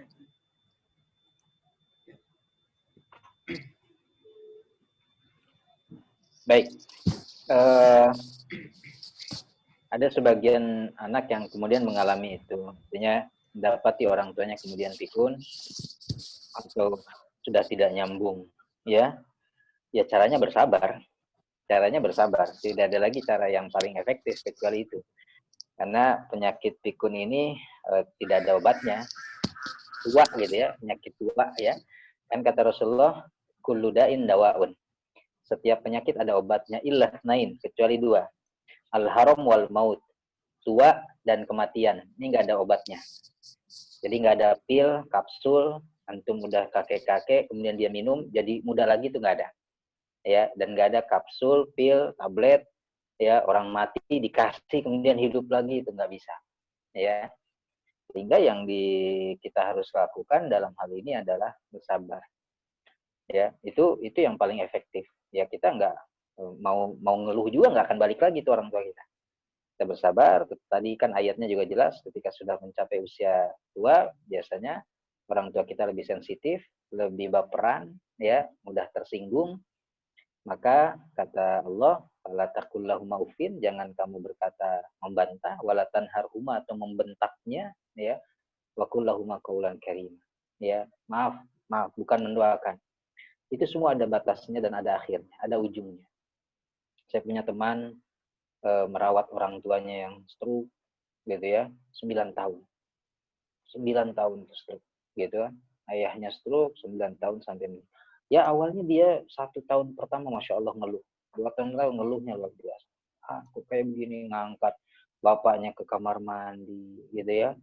Dicebokin, kemudian dipakein baju dimandiin, itu betul. Ya. Tapi kemudian saya sampaikan, semua ada batasnya, semua ada ujungnya. Gitu kan. Semua sampai dia dia tidak memilih tidak kuliah. Jadi itu adik kelas saya dulu di pesantren.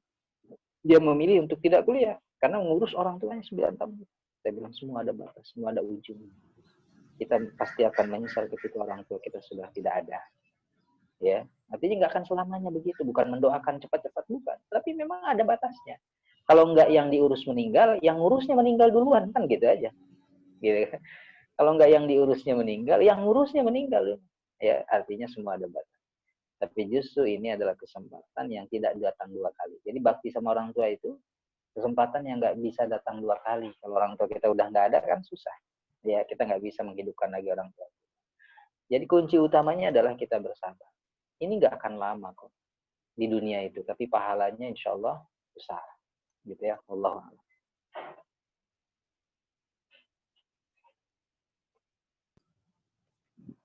Ada lagi? Bang Asrul, ada Pak Ustadz. Bang Asrul suaranya di mute. Astagfirullah, iya. Sorry. Oke, mungkin bisa dilanjut. Oke, pertanyaan berikutnya Ustadz. Oh ya, ini pertanyaannya masih banyak Pak Ustadz. Ya, ada 1, 2, 3, 4, ada 5 lagi. Ya semoga kejawab semua lah ya Pak Ustadz. Amin. Insya Allah. Mudah-mudahan. Ustadz, bagaimana hukumnya jika orang tua lagi sakit keras, nggak mau ditinggal? Karena jika ditinggal, beliau akan melakukan sesuatu yang nekat, yang aneh.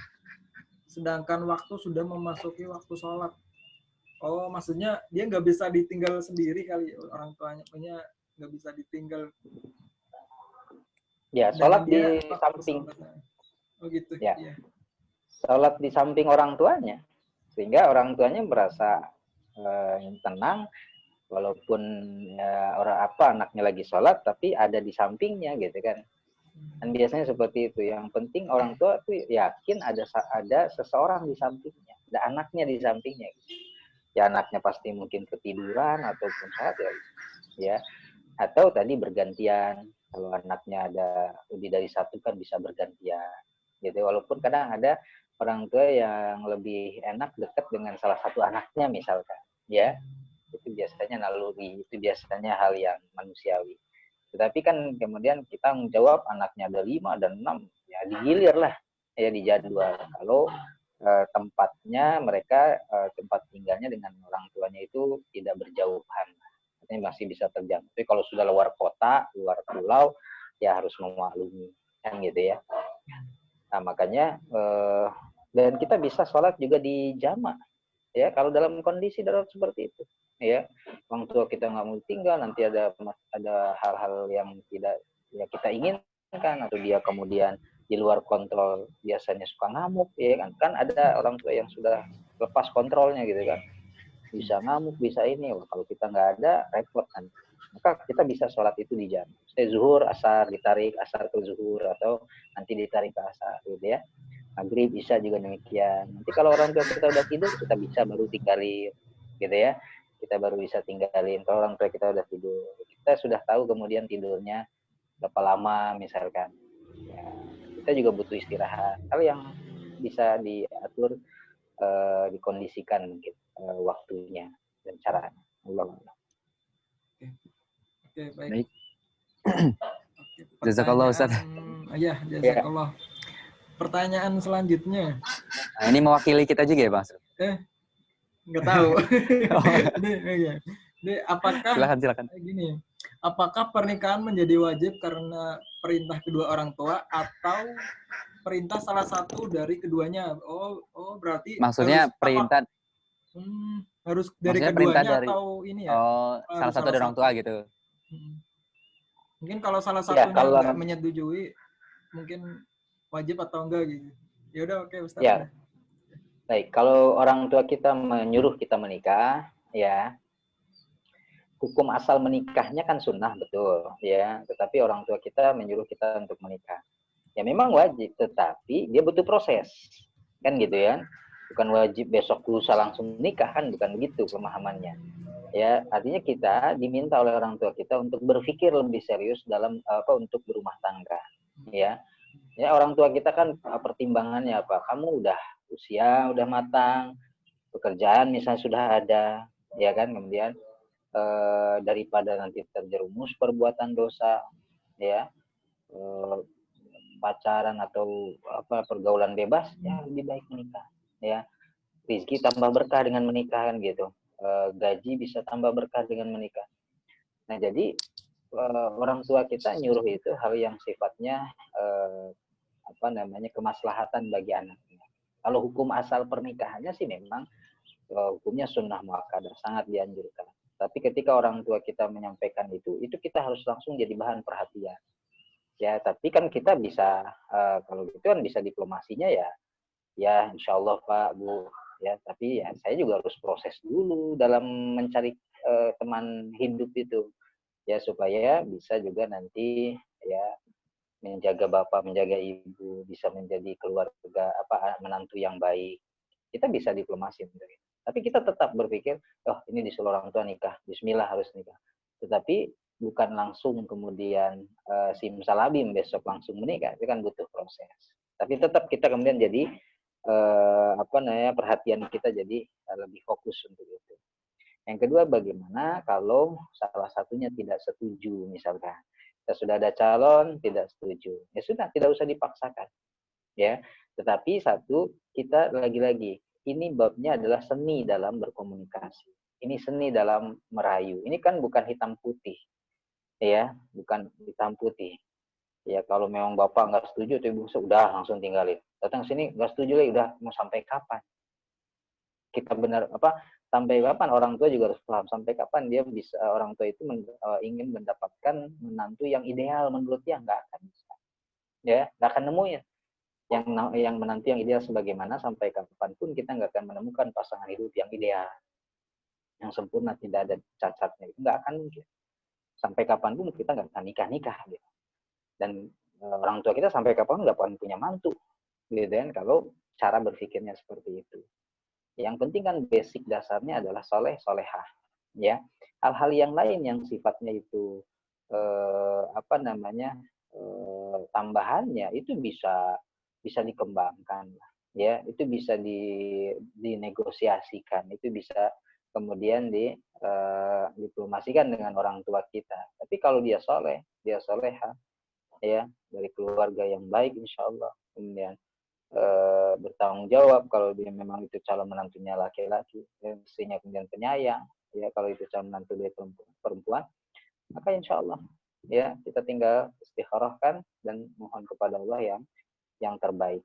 Ya, jadi ini masalah seni meyakinkan orang tua kita. Orang tua kita nggak setuju itu jangan kita langsung, udahlah nggak setuju orang tua kita, cari lagi. Nanti nggak akan beres. Ya, jadi bagaimana cara kita meyakinkan ya dan mendiplomasikan sama orang tua kita. Hidup itu jangan hitam putih, harus ada seninya dulu. Ya, dimainkan seninya, baru di situ indah. Ya, Allah. Oke, baik. Terima kasih Ustadz. Oke, Pertanyaan berikutnya. selanjutnya. Ustadz, jika anak sudah ditinggal ayahnya, tapi mamahnya masih ada, dia nakal, mabok, dan maksiat, tapi dia rajin doain papanya, sedekah atas nama papanya, itu pahalanya nyampe nggak ke papanya? Berarti gini Pak Ustadz, anaknya masih nakal, mabok, maksiat, tapi dia rajin doain bapaknya, sedekah juga atas nama bapaknya. Atas nama bapaknya. Itu pahalanya tetap nyampe atau enggak gitu? Ya, insya Allah setiap amal perbuatan seorang anak Adam yang dia masih menyimpan tauhid, artinya keimanan kepada Allah Subhanahu Wa Taala, itu akan diterima. Tapi satu sisi dia suka berbuat dosa, ya, dia tahu itu dosa, ya, maka itu adalah tanggung jawab dia kepada Allah Subhanahu Wa Taala. Walaupun nanti tentu kita harus menyampaikan alangkah lebih afdol dan idealnya ketika bukan saja mendoakan dan juga bukan saja bersedekah atas nama orang tuanya, tetapi andanya juga soleh, maka berlipat gandalah pahala pada orang tua Anda yang sudah tidak ada, gitu ya. Orang tua antum yang sudah tidak ada itu makin mendapatkan banyak pahala. Nah, makanya itu proses yang insya Allah mudah-mudahan anaknya kemudian karena kan banyak faktor, maaf kalau dia itu mungkin lingkungan, pergaulan, banyak faktor dia masih berbuat itu, mabuk, masih judi, banyak faktornya. Tapi dengan dia punya sisi baik, yaitu masih mau mendoakan, itu sebenarnya ada celah untuk kita dakwah. Ada celah dia akan berubah. Dia masih ingat orang tuanya, masih mendoakan, masih bersedekah atas nama orang tuanya, itu luar biasa. Ya sebenarnya masih ada celah kebaikan. Fa'alhamaha fujuraha wa taqwaha. Dia masih ada potensi takwanya. Ya walaupun saat itu masih ya gitulah fluktuatif lah dengan perbuatan maksiatnya. Ya lama-kelamaan ya seiring dengan dia bertambah umur, bertambah ilmunya, insya Allah dia akan insaf ya, ataupun dia akan menjadi yang soleh. Pahalanya insya Allah ya, amal baiknya, doanya insya Allah. Selama dia tidak berbuat menyekutukan Allah kan itu akan ya Allah. Oke, insya Allah. Baik Ustadz, pertanyaan selanjutnya. Ya. Assalamualaikum Ustadz. Maaf Ustadz, mohon pencerahannya. Saya sangat sayang kepada kedua orang tua saya. Sampai-sampai saya memiliki rencana jika saya menikah nanti, saya tidak ingin jauh-jauh dari mereka. Atau sebisa mungkin memiliki suami yang tinggal di kota yang sama dengan orang tua saya. Tapi orang tua saya bilang, saya memiliki kebebasan untuk memilih jalan hidup kemanapun diperbolehkan. Saya nggak bisa, Ustadz, membayangkan itu ketika orang tua saya sudah tua dan jauh dari mereka. Jika nanti jodoh saya benar harus dari luar kota, bagaimana pendapat Ustadz? Akankah beresiko pada rumah tangga saya? Itu. Mau nikah. Udah, Ustadz. Baik. Ya, bisa dipahami. Masya Allah, ini akhwat ini punya cita-cita yang luar biasa. Ya, kalau dia sudah punya azam seperti itu, walaupun memang tadi orang tuanya membebaskan ya. Karena kalau sudah menikah nanti itu hak suaminya nanti. Karena dengan cara orang tuanya ijab kabul itu menyerahkan hak perwalian ya ayah kepada suaminya apa kepada menantunya itu ya. Ini memang hak sepenuhnya ada di menantu ya atau suaminya maaf begitu ya. Berbeda mungkin dengan anak laki-laki yang masih punya hak penuh, kewajiban penuh kepada orang tuanya. Tapi kalau anak perempuan kalau sudah menikah memang prioritas utama sekarang adalah orang tua suaminya. Nah, dengan begitu mungkin kalau memang itu pilihan hidupnya nanti si akhwat ini memang harus coba mencari calon suami yang dekat, tidak jauh lah, satu kota minimal.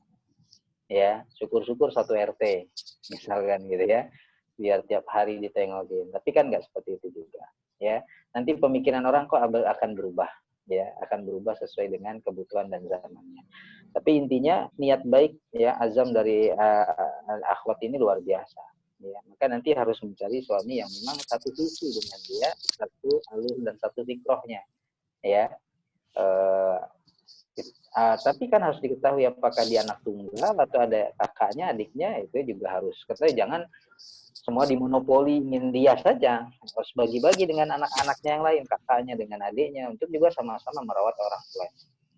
Ya, memang fastabiqul khairat, kita berlomba siapa yang memang paling ini berlomba dalam baik.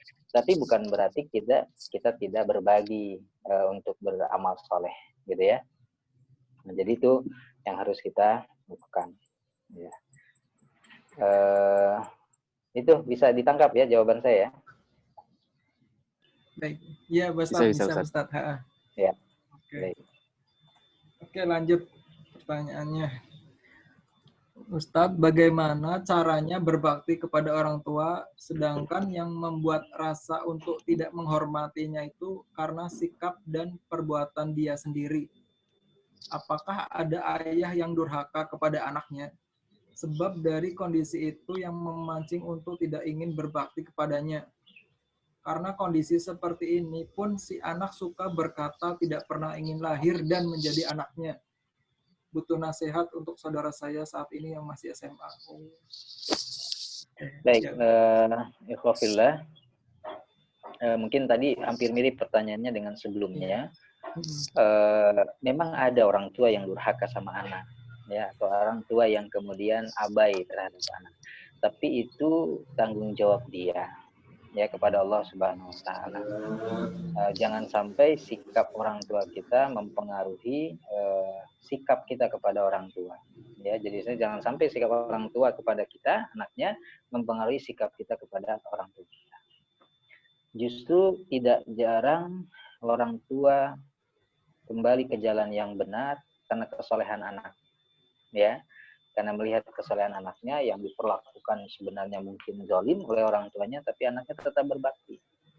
Itu tidak jarang kemudian menjadi sebab hidayah ya Allah Subhanahu Wa Taala kepada orang tua tersebut.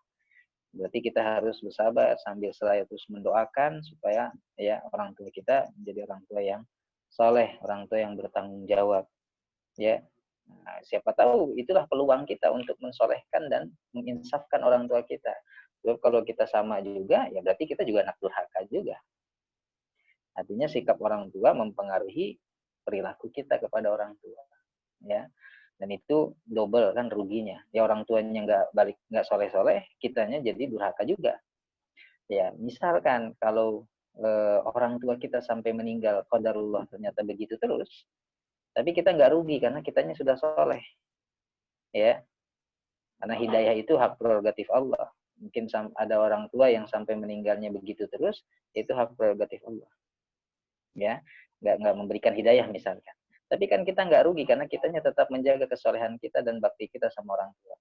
Coba kalau kitanya juga sudah melawan dan nggak mau berbakti, orang tua kita sampai meninggal juga nggak insaf-insaf. Nah, kita rugi 2 kali, gitu ya. Nah, jangan sampai tadi segala sikap dan perilaku orang tua terhadap kita mempengaruhi cara kita bersikap kepada orang tua kita juga. Ya, kita ikutnya apa? Ya bagaimana Islam memerintahkan itu aja. Ya, justru itu ladang pahala. Jadi banyak anaknya yang soleh, orang tuanya enggak. Kan di dalam Al-Quran juga tipe keluarga beda-beda. Ada yang orang tuanya soleh, ya, suaminya soleh, istrinya solehah, anak-anaknya soleh. Ini ideal lah. Keluarga Luqman, keluarga Nabi Ibrahim, keluarga Nabi Muhammad, ya, keluarga Imron, kayak itu ideal. Tapi bukan berarti kita nggak bisa. Ya, sejarah bisa berulang. Yang kedua, suaminya soleh, istrinya enggak, anaknya juga enggak. Ini keluarganya Nabi Nuh alaihissalam. Ya, Nabi Nuhnya soleh, istrinya enggak, anaknya juga enggak. Ya, itu bagian dari ujian. Tapi Nabi Nuh enggak disebut ayah yang gagal kok. Karena beliau sudah berusaha. Kan itu berarti memberikan sebuah isyarat kepada kita bahwa yang namanya hidayah itu hak prerogatif Allah, bukan faktor genetik, bukan faktor keturunan. Karena kalau faktor keturunan, anak Nabi semuanya soleh. Tapi kan enggak. Ya, jadi faktor hak prerogatif Allah SWT. Sekarang beda lagi, suaminya nggak soleh, istrinya soleha, anaknya soleh, ya, seperti keluarga Firaunnya nggak soleh, istrinya Asia, salah satu calon penghuni surga, anaknya walaupun anak angkat Musa alaihissalam itu soleh. Nah, jangan sampai yang keempat semuanya nggak selamat, semuanya nggak soleh, keluarga Abu Lahab semuanya kumpul di neraka. Nauzubillah, ya. Jadi masing-masing semua menjadi ada ujiannya, ya, ada ujian masing-masing. Wallahu a'lam. Masya Allah. Ini udah pertanyaan terakhir nih Pak Ustadz. Mungkin hampir sama kayak yang sebelumnya, cuman kasusnya beda. Oke, bismillahirrahmanirrahim. Saya selama ini hidup bersama mama saya, diurus, dinafkahi, diberi kasih sayang. Semua full dari mama saya. Ayah saya tidak pernah menafkahi saya. Bahkan untuk hanya sekedar memberikan kasih sayang dan perhatian pun hampir tidak ada. Maaf, suaranya putus-putus. Bisa diulang, Asal? Oke, bismillah. Bisa diulang. Oke, sekarang kedengeran nggak Ustaz? Putus-putus nggak? Iya, kedengeran. Enggak. Masih. Udah, oke. Oke, Silakan, bismillahirrahmanirrahim. diulang lagi. Saya selama ini hidup bersama mama saya, diurus, dinafkahi, diberi kasih sayang, semua full dari mama saya. Masih putus-putus. Maaf. Ulang lagi. Masih putus-putus tadi. Oke. Sinyal. Iya. Saya selama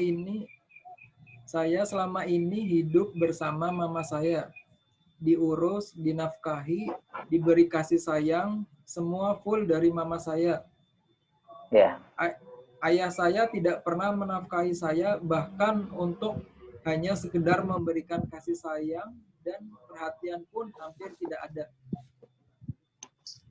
Hampir tidak ada peran dari ayah saya sama sekali selama saya hidup.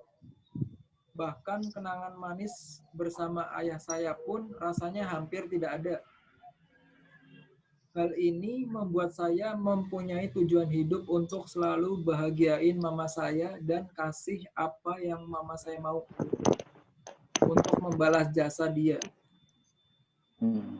Saya pernah dinasihati sama tante saya untuk juga tidak lupa dengan ayah saya. Tapi mohon maaf Pak Ustadz, rasanya ayah saya tidak bisa masuk ke dalam prioritas hidup saya. Rasanya masih berat bagi saya untuk berbagi ke beliau. Apakah saya termasuk anak yang durhaka? Mohon maaf Ustadz, mohon pencerahannya. Saya harus bagaimana? Gue Pak Ustadz. Baik. Panjang banget. Alhamdulillah, itu ujian bagi antum, ya, memiliki seorang ayah yang seperti itu. Ya, sekali lagi, sikap orang tua kita, baik ayah atau ibu kita, jangan sampai kemudian ikut mempengaruhi sikap kita kepada mereka. Kita tetap fokus dengan perintah Allah dan Rasulnya untuk birrul walidain, bagaimanapun kondisi ayah dan ibu kita. Apalagi orang tua kita masih satu akidah. Lihat Nabi Ibrahim alaihissalam, yang sudah berbeda akidah, tapi beliau sabar, kemudian tetap mendakwahi sang ayah walaupun sampai akhirnya juga kemudian tidak beriman. Lihat Nabi Muhammad yang terus sabar kepada mendakwahi pamannya Abu Thalib, walaupun sampai akhir hayatnya kemudian Abu Thalib juga tidak beriman. Itu yang berbeda akidah saja luar biasa begitu ya, apalagi kita yang masih satu akidah. Tidak ada yang mustahil bagi Allah Subhanahu wa taala untuk merubah dan membolak-balikan hati hambanya, ya. Termasuk ayah antum, ya. Termasuk ayah antum dengan kesolehan antum, walaupun mungkin ya itu perlu proses, ya, karena memang perlakuan yang luar biasa orang tua antum sampai memang tidak ada ruang bagi ayah antum di hati antum gitu ya.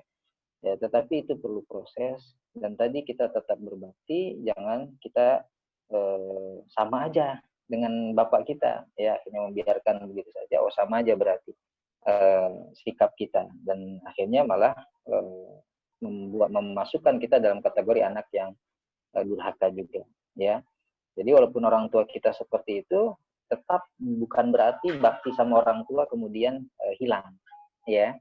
Tetap berbakti sama orang tua, sama berbeda agama, akidah pun tetap kita wajib berbakti kepada orang tua kita tadi, karena wasilah mereka kita ada di dunia ini, ya, minimal ingat saja itu, ya.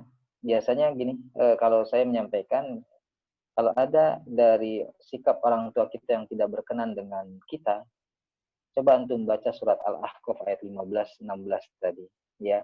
Wasaynal insana biwalidayhi ihsana hamalat ummuhu wahnan ala wahnin. Jadi kalau ada sikap orang tua kita, baik bapak atau ibu kita, yang tidak berkenan di hati kita, atau seperti kasus tadi, ingat, hamalat ummuhu wahnan ala wahnin. Ibu kita yang sudah mengandung kita susah payah, ya. Lalu ayah kita juga sudah setidaknya, ya, mungkin pernah gitu mencari nafkah ikhtiar, ya, untuk anaknya.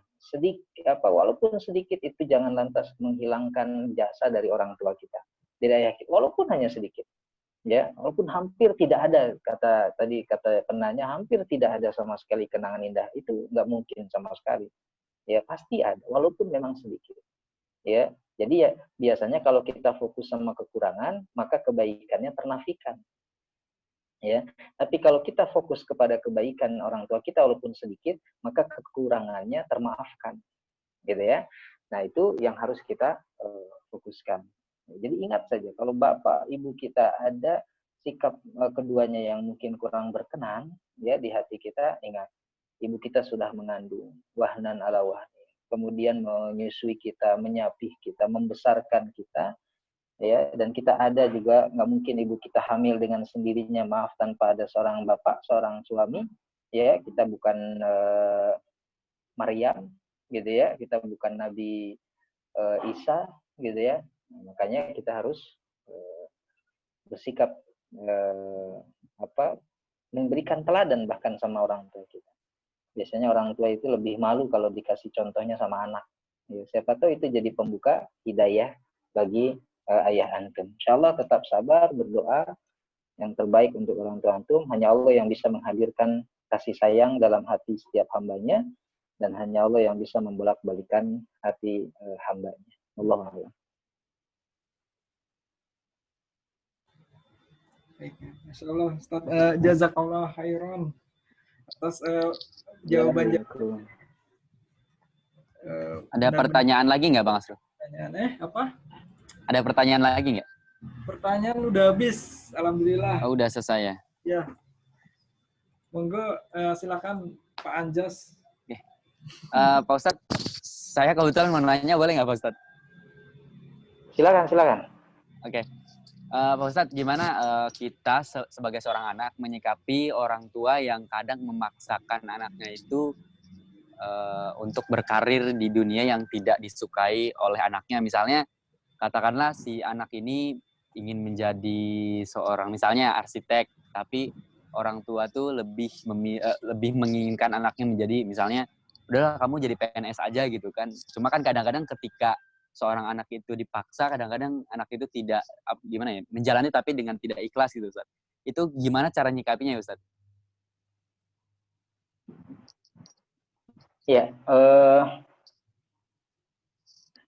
ada mungkin orang tua yang betul tadi memaksakan kehendak, ya. Memang itu tidak mudah kan jadi orang tua, artinya terbuka, kemudian ya, Ustaz. Anak itu tidak harus copy paste orang tuanya, ya, untuk jalan hidupnya. yang copy paste-nya kesolehannya sajalah, ya. Iya. Tapi untuk skill kehidupannya, ya, anak bisa memilih. Yang penting kan kewajiban orang tua menanamkan dasarnya, fondasinya, ya, tauhidan, imanan, akhlak yang baik itu. Lalu kemudian anak dia mau jadi apa, sebenarnya itu hak prerogatif anak, ya. Ya kata Rasulullah juga, dan Ali bin Abi Thalib, ajari anakmu sesuai dengan zamannya. Ya itu kan menunjukkan apa ya, anak diberikan kebebasan. Zaman orang tua kita itu akan berbeda dengan zaman anak.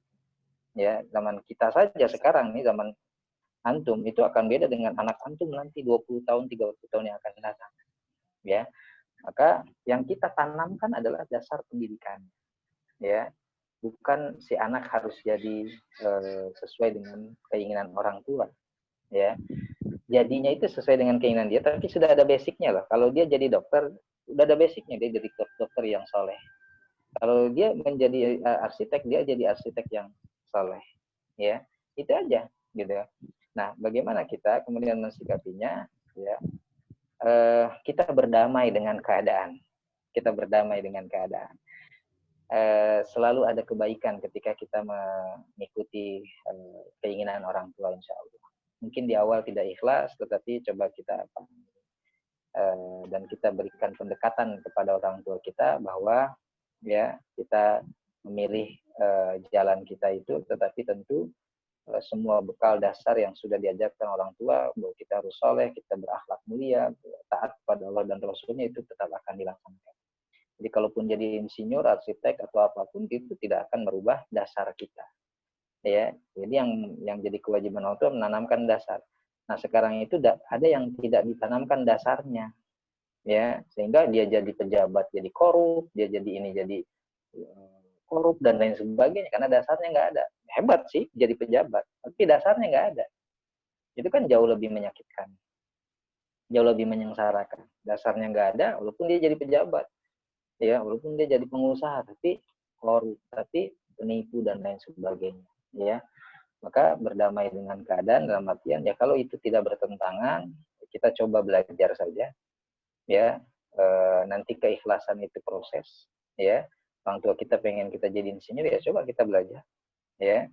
Kita perlihatkan dulu bahwa kita memang ingin melaksanakan perintahnya, tetapi kita sampaikan kalau saya tidak mampu, ya inilah kemampuan saya, ya mungkin saya harus mencari dan mengikhtiarkan takdir Allah yang lainnya, ya. Segala sesuatunya bisa kalau kemudian kita komunikasikan dengan orang tua kita, insya Allah. Baik, sudah. Ya, insya Allah jazakallah khairan katsiran Ustadz atas pencerahannya. Ya, kami juga berterima kasih Ustadz telah memberikan bimbingan dan pencerahan, menjawab semua pertanyaan-pertanyaan yang teman-teman tanyakan. Mungkin sesi tanya jawab sudah selesai ya Bang Asrul ya? Sudah tidak ada pertanyaan lagi ya? Sudah tidak ada. Oke, alhamdulillah sudah dijawab semua oleh Ustadz. Mungkin kita lanjut ke sesi berikutnya. Jika Ustadz berkenan, kita meminta Ustadz untuk pimpin doa Ustadz dan nasihatnya mungkin untuk kita generasi penerus bangsa. Ya, ikhwafillah, alhamdulillah kuliah online kita diberikan kemudahan, kelancaran oleh Allah Subhanahu wa taala. Mudah-mudahan apa yang saya sampaikan jadi ilmu yang bermanfaat bagi saya pribadi dan bagi antum semua. Kita diberikan kekuatan oleh Allah untuk bisa mengamalkannya. Ya, pesan saya antum terus berkarya, terus berorientasi yang kontributif sifatnya, yang positif, agar tidak ada waktu-waktu kemudian kita untuk negatif gitu ya. Kalau kita disibukkan dengan hal yang positif, maka otomatis tidak terpikir yang negatif. Sebagaimana ketika kita disibukkan dengan yang negatif, ya nggak akan terpikir juga yang positifnya. Jadi hidup kita itu hidup menjadi apa tergantung apa yang kita biasakan, ya. Kita biasakan yang positif, insya Allah itu yang jadi karakter kita. Kita biasakan yang negatif, itu pun yang akan jadi karakter kita. Jadi manusia itu jadi apa tergantung apa yang dia biasakan. Apalagi antum masih artinya di usia emas ya, masa muda, itulah kesempatan kita baik dalam beribadah, berkarya, berkontribusi untuk bangsa, negara dan agama yang kita cintai ini. Inilah kesempatan ya.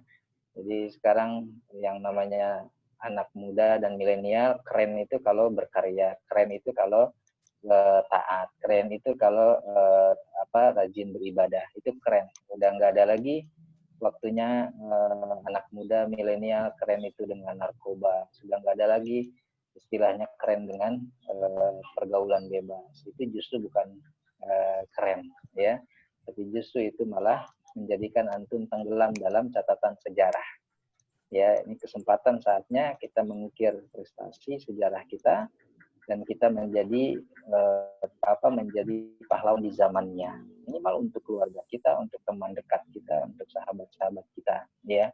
Setiap waktu fase kehidupan ada pahlawannya dan setiap pahlawan ada waktunya. Mudah-mudahan itu adalah waktu antum dan juga antumlah yang terpilih di masanya, gitu ya. Nah, itu sedikit pesan bagi saya dan kita semua. Insyaallah. Kita tutup dengan doa ya. Ya, Ustaz. Jazakallah.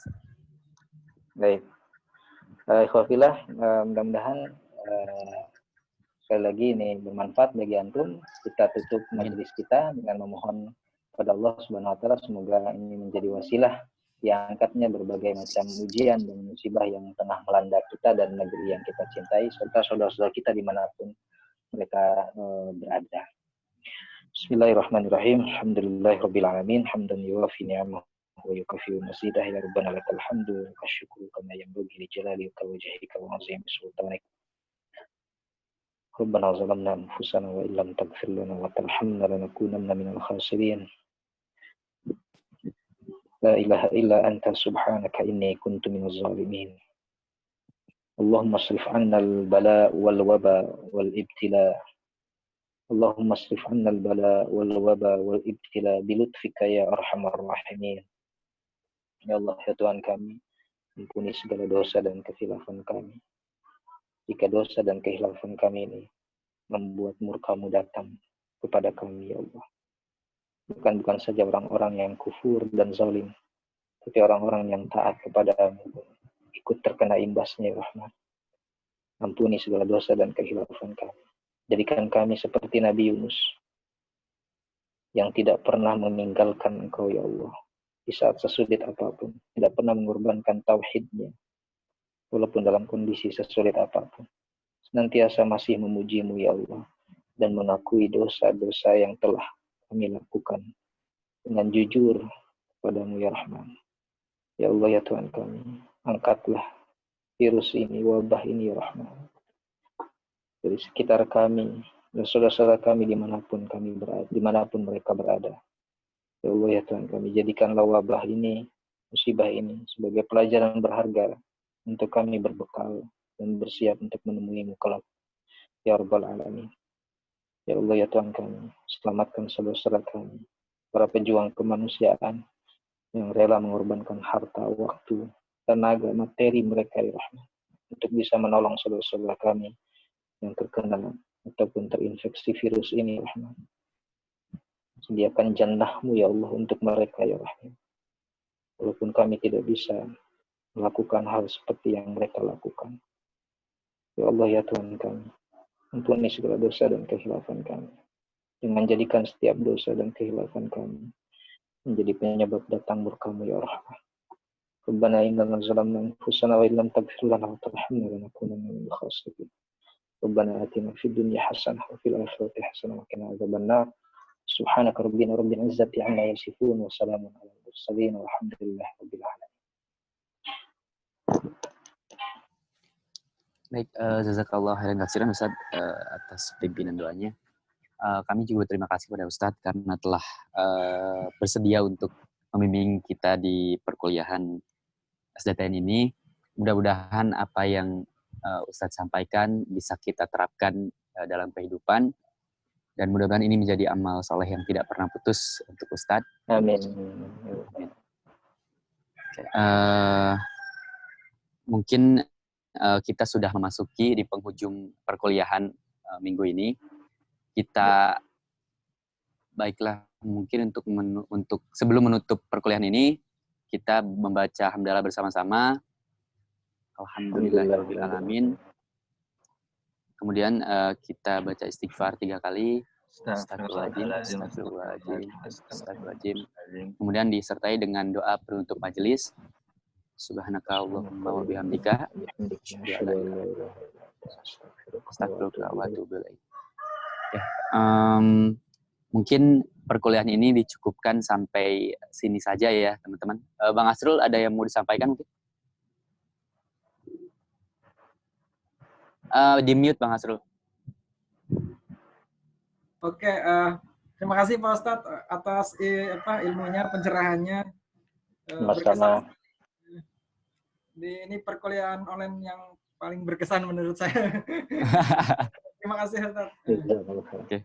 Ya, udah itu aja sih. Oke. Mungkin cukup sekian dari kami selaku pengurus. Kami juga selaku pengurus meminta maaf kepada teman-teman apabila dalam proses perkuliahan kali ini banyak kekurangan. Kami ucapkan mohon maaf yang sebesar-besarnya. Mungkin saya tutup. Billahi taufiq wal hidayah, waridul inayah. Wassalamualaikum warahmatullahi wabarakatuh. Terima kasih Ustaz. Jazakallah khairan katsiran. Waalaikumsalam warahmatullahi wabarakatuh. Jazakallah khairan.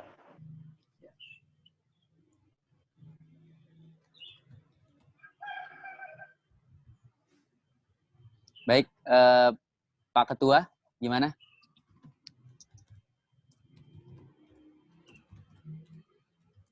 Lah mana nih? Kenapa? Gimana? Terima kasih kepada MC kita Danang Darto. Danang Darto. Punchline-nya sungguh menghibur. Pertanyaannya juga pada niat-niat ya. Iya. Tapi terima kasih sudah mewakili saya dan Asrul untuk menanyakan perihal pernikahan. Itu siapa ya? Kayaknya Ikhwan. Iya, jelas itu. Mumu. Oh, Bang Mumu. Iya sih, kayak Mumu. Mumu itu diam-diam. Tanya, mau nikah deh.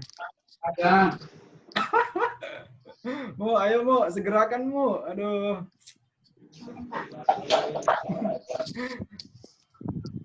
Restu mah udah ada ya. Ini siapa nih? Untuk peserta udah pada yang udah datang. Coba tadi yang ngechat saya, coba nongol. Siapa? Siapa ini? Si Dewi Yulianti nih, katanya hati-hati nyeburnya sih bilang. Itu di mana, Jas? Gue di gazebo gitu, cuy. Halo semuanya, terima kasih sudah jawab. Halo, siapa tuh? Dewi ya? Bila. Dewi itu enggak sih? Apa pernah belajar selain di SDTNI di Rizka? Tidak, saya baru di SDTNI. Oh, baru. Nah, ini udah. Makasih banget tadi pertanyaan udah dijawab. Sumpah, gue terharu banget. Thank you, Kadila. Terima Itu kasih. pertanyaan apa tuh? Yang mana nih? Yang menikah. Dibilang sama yang ini. Kayaknya tahu deh. Masya Allah banget pertanyaannya. Kayaknya pertanyaan perihal yang suaminya di luar kota nih. Bukan ya. Ya, pokoknya ya buat yang terbaik lah ya buat semuanya. Semoga kalau misalkan emang sepengalaman bisa mencerahkan lah ya. Iya. Ya, terima kasih lah. Pertanyaannya berbobot semua hari ini. Mantap. Ya. Alhamdulillah. Dan paling menarik yang seputar menikah emang ya dasar ya. Aduh, emang gak jauh dari situ lah. Padahal akis nih.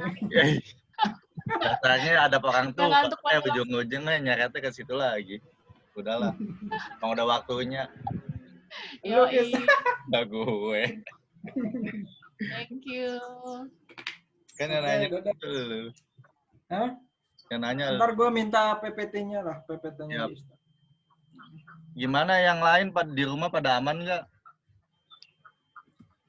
Yang di luar Jakarta siapa? Emang di Jakarta masuk Jakarta udah ditutup ya?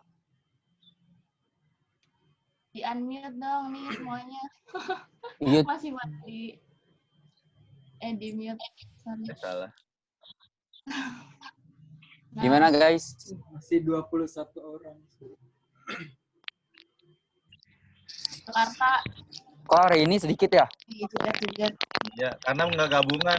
Nah, lo sahabat KPK. Ih, bagus. Aduh, Itu gerah banget, Jas. Panas, cuy. Oh, lu di mana sih? Hati-hati Itu nyebur. gazebo, ada danau. di rumah teman gua sih. Di rumah teman gua. Oh, Rumah teman lu udah kayak Udah gitunya. kepotong, Jas. Tapi seru banget deh, di belakang rumah ada kolam Oh iya dong. gitu. Oh, Ada banyak bebek juga. Heeh. Itu rumah teman lu kayak gitu. Iya, rumah teman gua, no. Rumahnya sebelah sana. Bisa mancing dong. Bisa dong.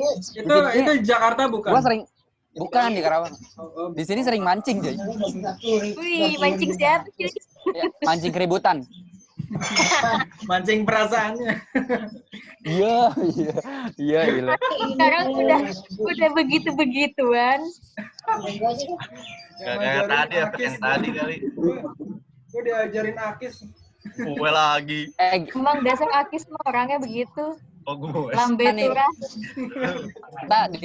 Peserta pada aman rumahnya. Iya, peserta di luar Jakarta apa di dalam Jakarta? Dewi, Di dalam mana? Jakarta. Dewi, Jakarta mana? Jakarta Selatan, belakang Kokas. Oh, itu dong. Wah, anak Menteng ya? Jaksel. Menteng ya? Wih, Jaksel. Menteng ya? Kokas masih Windy di tutup mana nih, ya, Windy? Jangan ke Kokas. Gue gawainya di Windy. Tower 88, Dewi. Oh iya. Iya, Ih, bodo Buka, amat. itu buka. tutup. Kokas kan tutup sampai tanggal Masih WFH kan? Iya, Ya kan? tutup sampai tanggal Iya, 23. makanya. Iya. Windy gimana? Aman, Windy? Windy. Oh, iya. Oh, Windy, ya. Yuni, Windy Gus Willy. Nur. Itu istrinya itu ya? Siapa itu? Istrinya Bang Willy ya? Iya, Bang Willy. Dia tuh Willy tuh ketawa tuh. Bang Willy. Oh, Mana? Aduh. Aduh. yang jomblo, tolong ya. Oh, gimana lu? Ini? Udah terjawab pertanyaannya? Oh, Windy ini yang Windy Willy ini gimana yang Bang Willy ngajak bilangnya itu ya? Ada sepupunya ya pengen masuk STTNI. Bukan sih? Bantuin katanya Oke, lu. speakernya nggak bisa. Kenapa? Speakernya nggak bisa. Ya, jangan-jangan gak dengar suara kita dari tadi. Kan Denger suara lah. kita kedengeran, tapi dia nggak bisa ngomong katanya gitu. Oh. Itu yang recording Yuni. siapa ya? Oh iya, belum gue matiin. Maaf. Yuni aman, Yuni.